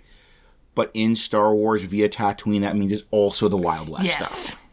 You have got this constantly shifting gang hierarchy. And the really nice thing is, that means, we always love this, your PCs can make a real significant difference. Like, they can say, all right, we're looking at these factions. Who do we want to be in charge of Tatooine? Like, who? Well, none of these are good, but who's the least bad group of people to be in charge of Tatooine? And there's also that, like, really interesting, that constant threat of the Empire, which means if there's too big a noise, if someone gets too clever, like, that kind of keeps the brakes on people. Like, it can keep the brakes on the PCs to some extent, but also, more importantly, can keep the brakes on the various, like, syndicates they might be opposing. Someone is too much of a clever clogs. Yes, too much of a clever. So sharp They cut themselves. Right, so you have, like, all right, we humiliated the Hutts, why don't they just, like, nuke this entire planet? Well, then the Empire will come in. Yeah. And that's another thing, speaking of the Empire, you could make this positive change in the status quo if you could, like, get the Empire to leave this particular planet, right? Like, there's a particular planet, island, you know what I mean? Particular zone, and the Empire has a presence there, and they're trying to expand the presence there. And if the PCs can, like, make enough trouble and embarrassment and, like, resource consumption for the Empire, they might say, all right, we're pulling back. Yeah. We're, like, not committing any more of our limited Outer Rim resources to this, like, specific island. And that's a huge victory that PCs can be proud of themselves. There's not mass communication. Nobody needs to know that this was a sad humiliation for the Empire. Or, like, we've sunk this many resources, and, like, at this point, to pacify it, we would need to, like, double that. And it's not worth it in the cost-benefit analysis. And a great example, once I mentioned before, I dearly wish every time we were sitting down to do a Darklord, there'd be a really good show about that Darklord airing on Disney+. But that sort of premise of the Maul show that we've seen, that's a good, like, overarching plot in terms of Maul. He's starting to rebuild his power base. He's trying to climb back up the ladder. He's pushing the boulder up the hill. And one of the ways he's doing this is he's stirring up trouble. Like, I love in the first episodes of the Maul show, he doesn't just, like, come in and start blasting. Yeah. He, like, tries to set some of the minor players against each other. So they're fighting each other. He's causing all this chaos and violence, and then he's going to come and sweep up the pieces.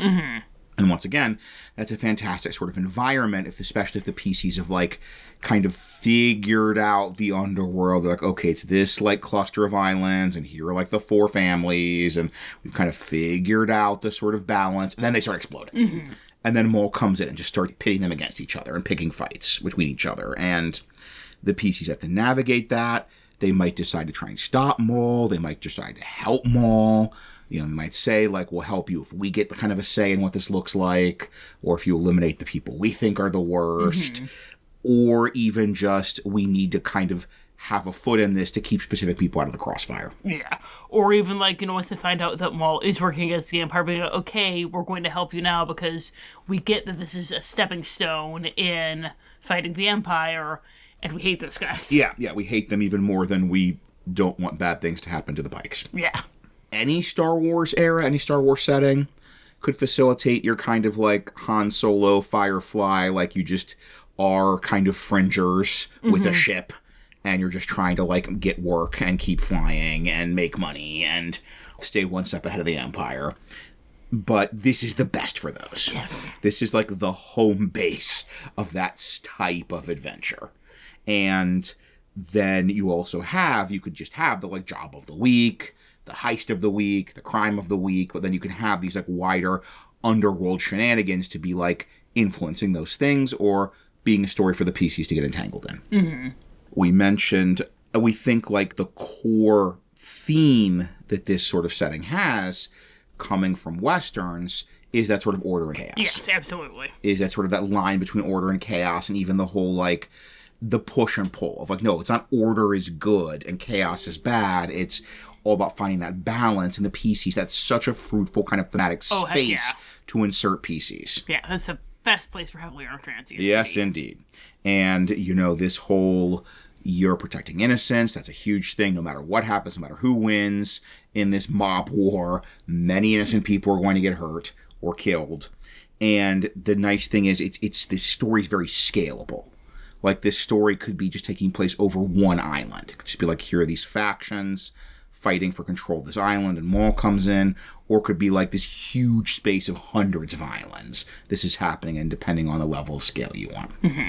So, then we like to talk about, as we mentioned, Star Wars is the full gamut of 10-year-olds demanding Star Wars and 40-year-olds demanding Star Wars, all wearing Star Wars pajamas. Oh, heck yeah. So we like to talk about running this for younger players or older players. So, aging down, younger players, the 10-year-olds demanding Star Wars, like, looking at some of the earlier Clone Wars seasons and even the original trilogy, that kind of gives you the more, like, kid-friendly space western. It's a wretched hive of scum and villainy, but in a fun way. Right, yeah. Like, the Mos Eisley Cantina scene is, like, this is the sort of super dangerous, super sketchy bar, but it's fundamentally like a kid-friendly, kid-okay scene. Yeah, one guy will come yell at you and you can take him out real easy. Yeah, then everyone goes back to their thing.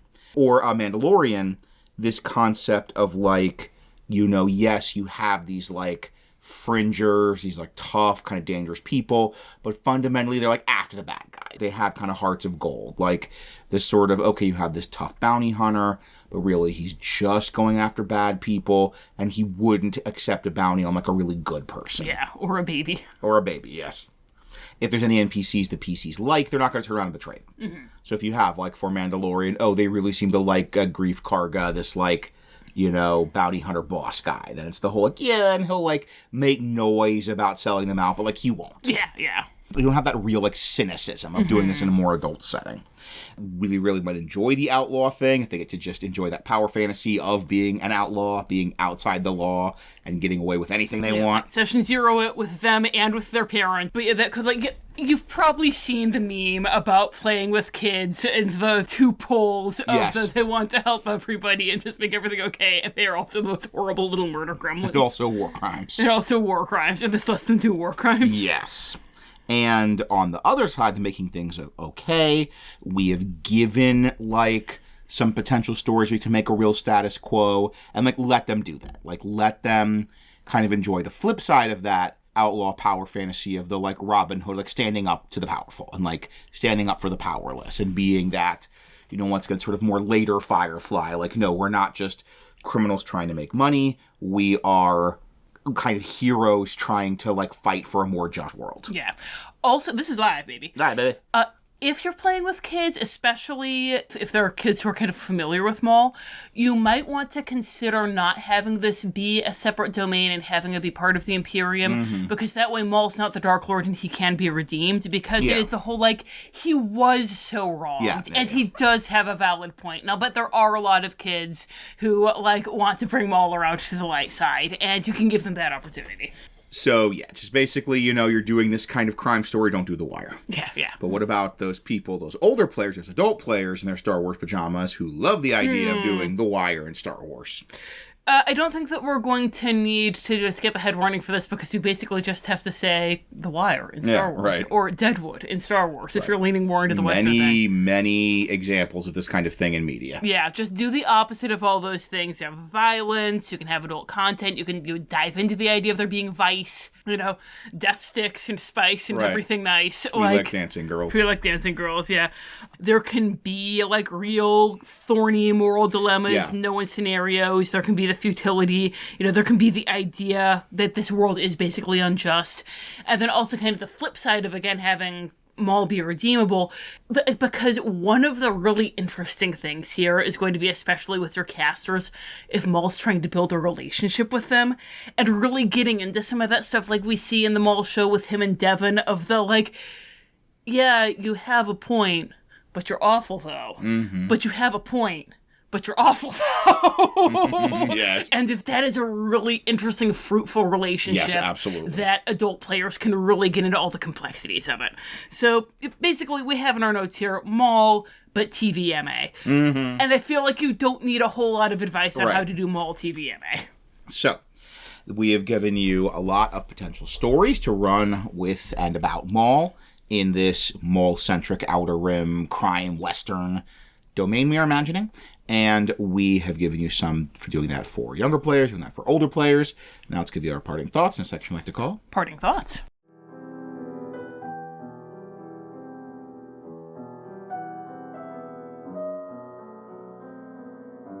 So, the first thing we have to do in the parting thoughts section is talk about the genres of horror in Van Richten's Guide to Ravenloft, and I believe I've gotten the impression the new Ravenloft book, which is out as of you listening to this, but not as of us recording this, is also going to continue this, because it's so good, like, it's so smart to talk about these different genres of horror, and, like, what are some good signifiers of that, what are some horrors they speak to, what are some, like, monsters that could speak to that genre of horror.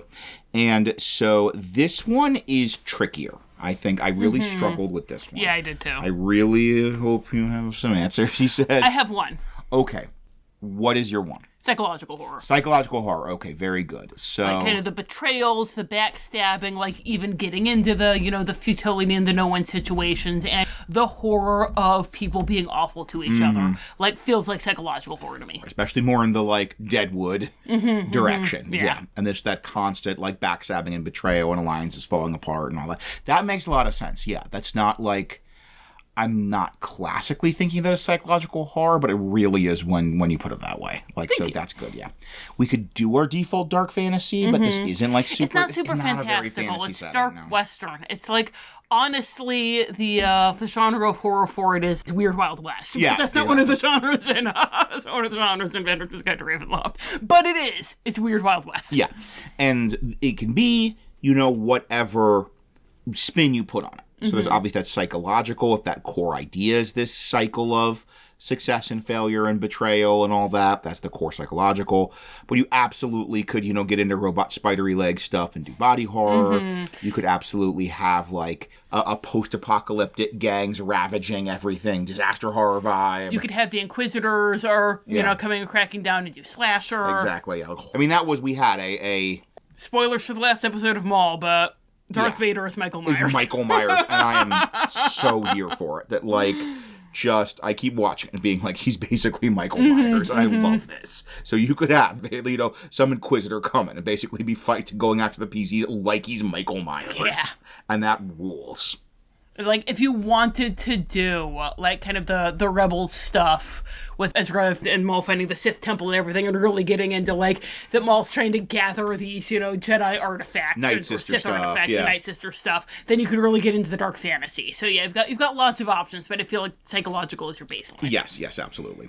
So, that is our goal, to bring horror into a kind of not fundamentally horrific setting.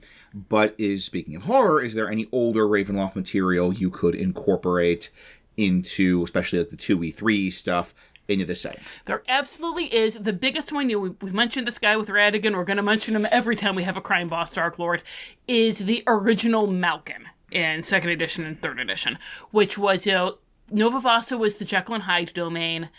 I don't know what, if anything, they're doing with it in the 2024... it's like a blurb. Yeah, the new one. Yeah, the new one, yes. Yeah.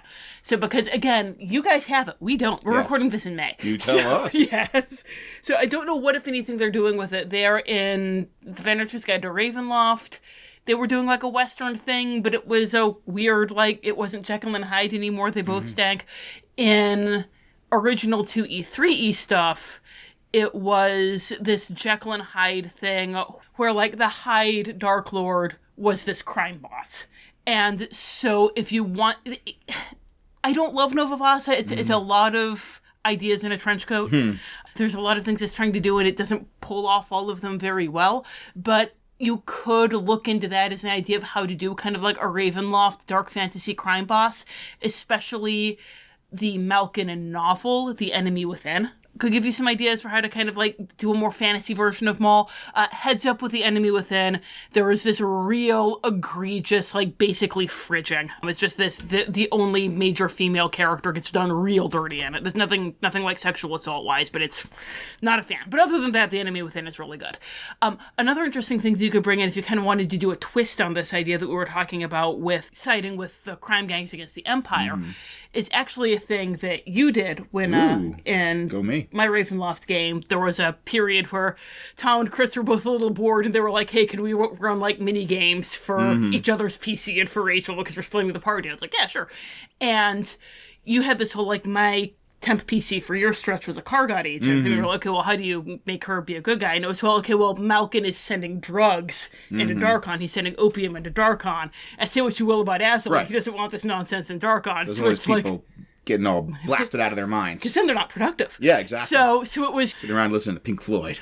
So it was the innocent druid and the Kargot team up against drugs. And like, if you wanted to do something like that and actually get some sympathy with the Imperials, maybe introduce a sympathetic Imperial character, or, like, maybe introduce some more moral complexity there, you could have some really bad stuff that Maul or one of the other crime gangs is up to. There was like, you know what, actually, this is why the Empire exists. Or not why the Empire exists, but why government exists, and the Empire's the government we're stuck with. So, let's go. And even we've talked a couple times, like, with Belos or with Frollo Celine, or Celine. Yeah. Or Frollo or Celine from K-pop Demon Hunters, that, like, you could get a really interesting story with, like, okay, this evil authority figure is sending you at first against legitimately bad things.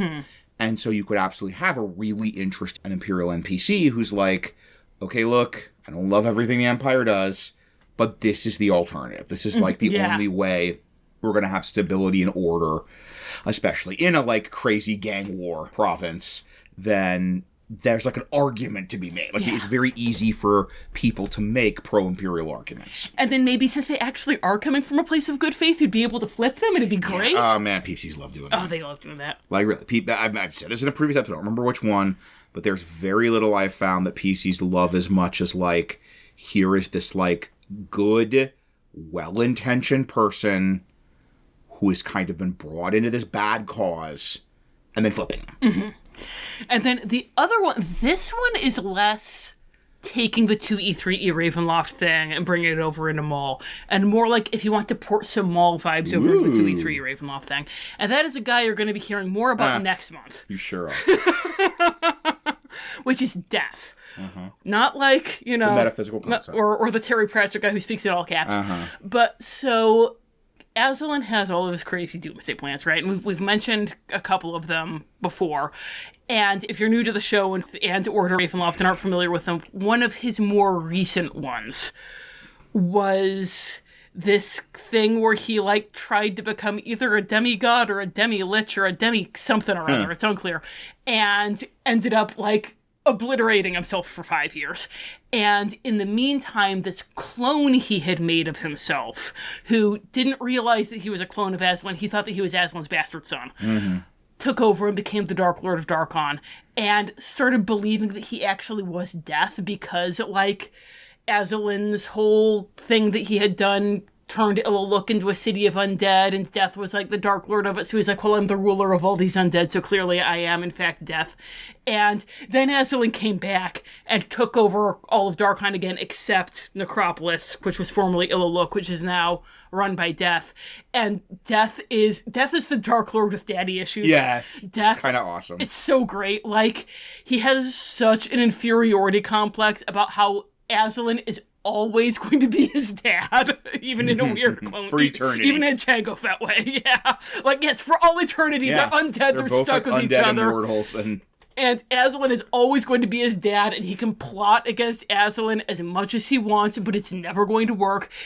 And if you wanted to run a whole Darkon game and make kind of a more sympathetic, compelling version of Death, because as written, he is crazier than a bag of cats. Which, you know, so is Maul, so it works. But, you know, Maul is crazier than a bag of cats in a compelling way. And you could make Death crazier than a bag of cats in a compelling way by modeling him off of Maul and really having a lot of this, like, Maul-Sidious dynamic, porting it over to Death and Aslan. And you can't imagine what Death would do, fueled by his hatred for Aslan. He is Death because he is too mad. He is too mad to die. So, yeah, I don't know how much applicability there is for bringing Death over to Maul, but I think I would love to run a Darkon game where Death is, where I'm basically running Death as Maul. That sounds really fun. And even just if it gives you a voice for the character. If you ever just need to have this NPC show up, that's a nice to just have in your back pocket, like doing like Darth Maul from the animates. Sam Witwer is Death. So the last thing we like to do in the parting thoughts section is talk about the strengths and challenges of running a game in this domain. Now, this is not Star Wars in general. We covered that in our May the 4th prologue episode, which statistically a number of you have listened to, but if not, give it a listen. Specifically in our sort of Wild West, gang war, chaotic, Outer Rim setting. Strengths, and I mentioned this before, you can win. Yes. Like, this is the thing. All the domains we've done for the Star Wars thing, this is the one where you have the most power, to reshape the status quo. Because Maul's torment is he loses everything. He always loses everything. And you can be the ones who do that. Yes. So you can, like, beat him and make him go back to square one again, back to zero, back to nothing, destroy his empire. And you have these factions, but there's no, like, permanent political status quo in terms of, like, if your big bad is Black Sun, you can just completely take out Black Sun. It does not matter anything for the Dark Lord status quo that this specific criminal syndicate called Black Sun is around. Yeah. Or, like, you know, if Maul has some apprentice that he's taken on, you can kill Maul's apprentice, no problem. Yeah. Because Maul's apprentice is doomed. And you could just even do really interesting stuff with that whole, because his torment's so personal, it means you can do all these changes can happen in the status quo of, like, the politics of the setting. So you can have, like, you do all this stuff and the Empire full-on comes in and, like, takes over. Yes. And it's still technically its own domain with Maul's the domain lord, but is now, like, much more direct Imperial control. Yeah. And then that gets pushed back, maybe. Like, they can be pushed back. And that ebb and flow can be something your PCs can be involved in. And then, like, the flip side of it, actually, too, is that if your PCs decide, you know, to heck with the Empire, we're teaming up with Maul, hashtag Maul did nothing wrong, then, you know, he does have the whole, he has to climb up to the top before he can lose everything. So maybe when your PCs leave, you know, Maul's sitting on the throne of Mandalore. Yeah, exactly. They book it out, and then, like, you know, a couple weeks later, he's going down, but... Exactly. That's the great thing of so much flexibility. And because there's this kind of a cycle, you can kind of pick whatever point in the cycle Maul is for your PCs to interact with. So, like, is he at the bottom? Is he at the top? Is he in the rise? Is he in decline? Like, wherever he is in that cycle is going to make the most interesting story for your PCs. That can be what's currently going on. And we even have in here part of you being able to win with this relationship being so tight between the Outer Rim and the Imperium. You can kill Maul. Because if you kill him, he dies knowing that the Outer Rim is now going to get folded into the Empire and is going to be completely under Palpatine's control. And he is just going to die in misery. So this isn't one of those domains where it's going to completely collapse without the Dark Lord. It's just going to get pulled into Vader's domain. There is less canon locked in because it's so loosey-goosey. There's a lot less canon locked in. We'll mention that can be considered a weakness as well. But for certain people, that's going to be a huge strength. That, like, you can really do what you want with this and not feel that weird nerd anxiety of, I'm going against canon. But what about some of the challenges of doing this domain? That's the main one, is there being less canon to draw from. If you're the kind of person like me who just likes having a whole bunch of canon, even if you're not going to use it just so that you know what you're going against, then having this big blank space can be kind of terrifying. But that's honestly the biggest weakness I can think of. Like, this is a really fruitful It's domain. like, this is the Star Wars domain we're doing that most directly draws from Westerns. And Westerns have so much shared DNA with D&D. Like, it's one of those, like, D&D, like, it's fantasy as an aesthetic. But if you look at, like, a lot of the themes and a lot of, like, the stories and the setting assumptions, they're very much drawing from Westerns. So this fits D&D so well. It does. Like, the only other weakness I can think of is that by having this be its own domain, you can't have Maul and Darth Vader fight. Like, that's the only other weakness I can think of. So, yeah, another really, really, really strong Star Wars domain. So, if you want to tell us some other weaknesses you have thought of, or if you want to recommend me some Maul Ahsoka fanfics, because I am a fan, then how can they get in touch with us? Well, you can email us at wonderfulworldofdarklords@gmail.com. You can find us on Facebook, Tumblr, or Patreon at Wonderful World of Darklords. And on YouTube, we are just Wonderful World of Dark Lord. And if you like how we adapted the kind of this very complicated, like, Olympic gymnast move of, it's the Star Wars, but there's planets, but it's islands, but it's that. If you like our adaptation stuff. And if your ears perked up at the mention of Michael Myers. Then we have a couple of horror movies, including Halloween, that I've adapted into adventures, and they're on DM's Guild, and you can look for more by this author with the free write-up for this domain in the show notes, or just search for Tom Kohler. And if you like our consideration for the children wearing Star Wars PJs that might want to do something with Darth Maul, then you can also find some resources we've made about running more horror, spooky theme games for younger players. And speaking of spooky things for young people, I have a picture book, Mother Ghost, Nursery Rhymes for Little Monsters. It's exactly what it sounds like, 13 classic nursery rhymes rewritten to be about Halloween. You can also find short stories for adults on my website, www.rachelkohler.com. Until next time, thank you for listening. Happy gaming. And may the Force be with you.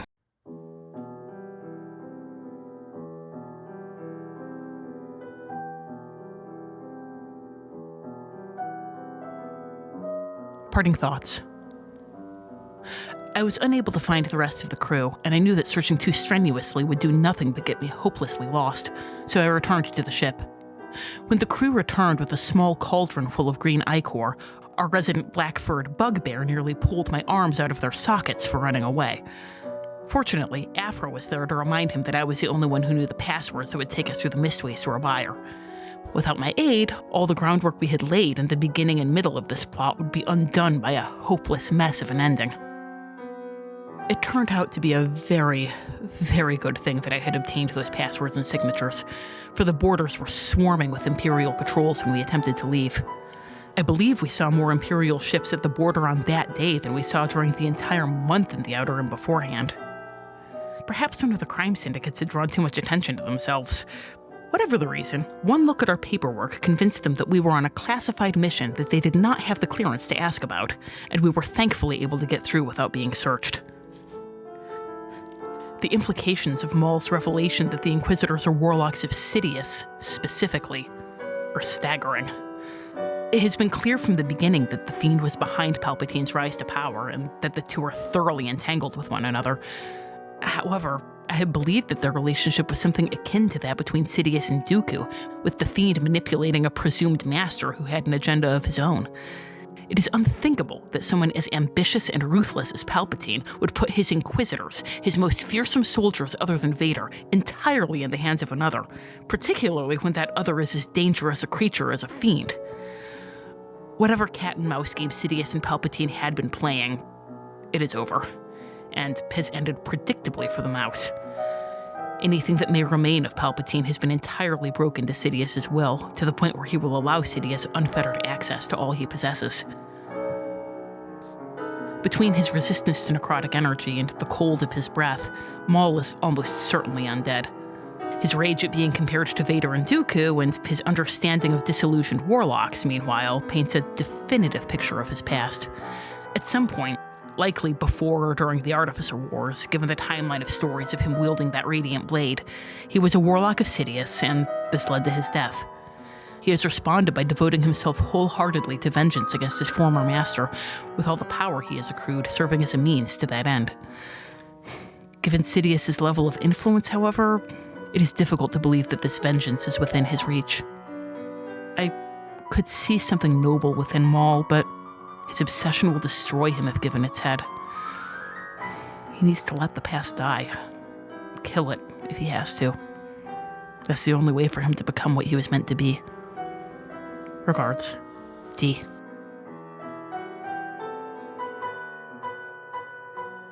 Vengeance consumes the mind until there is nothing left but righteous anger fixated on every indignation one was forced to suffer at the hands of another.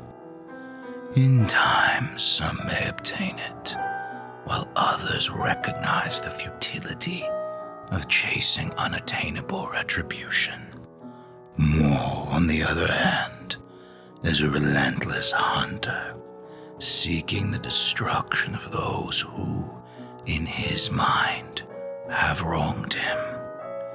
It is no wonder that those who align themselves with the Little X-Blood always end their journey in an early, unmarked grave. An obsession with vengeance is a hallmark of Maul's kind. He shall never rest until his proclaimed enemies fall by his blade, even though he has no hope of reaching that conclusion. Yet it is not in his nature to cease the pursuit, no matter how fruitless it may be. I confess, I am surprised that a mere casting of misty step rendered my servant free of his grasp. However, given the sudden incursion of Imperial forces surrounding the domain, perhaps he thought his efforts were best spent elsewhere.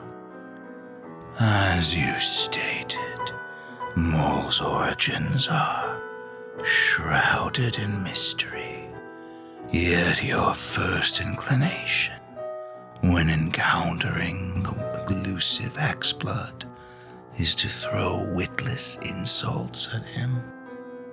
How disappointing. In the future, I expect you to think before you speak. I know this is a near impossible task to impose upon you, but I must insist on it.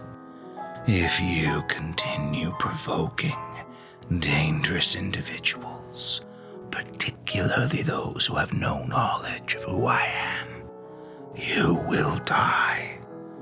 No amount of protection can save you from your own stupidity. Did you think I would feel remorse or sympathy when you described yourselves as a disillusioned warlock? Or that you cringe so readily at the word master? You brought this upon yourself.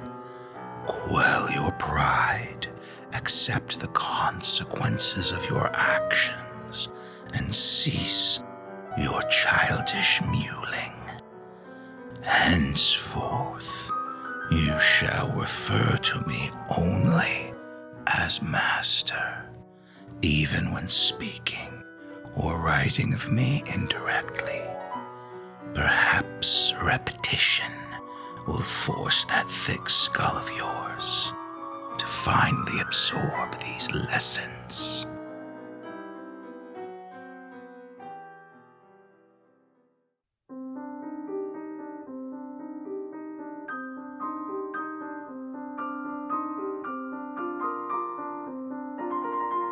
Dear Banks, I told Aslan that I fled from Maul, having only spoken to him for a few moments.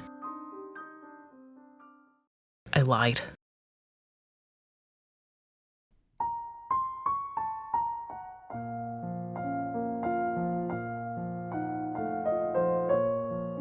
This has been The Wonderful World of Darklords. We have no affiliation with Disney or Wizards of the Coast. All music recordings used in this episode are in the public domain and were obtained through museopen.org. Titles and links are in the show notes. Dialogue for Yensid was written by Aslan Rex himself, who you can follow on Tumblr at Darklord Aslan. The Wonderful World of Darklords logo was designed by Haylight Jones. You can find links to their work in the show notes. If you'd like to support the show, look for us on patreon.com or find our tip jar on Red Circle. Thanks for listening.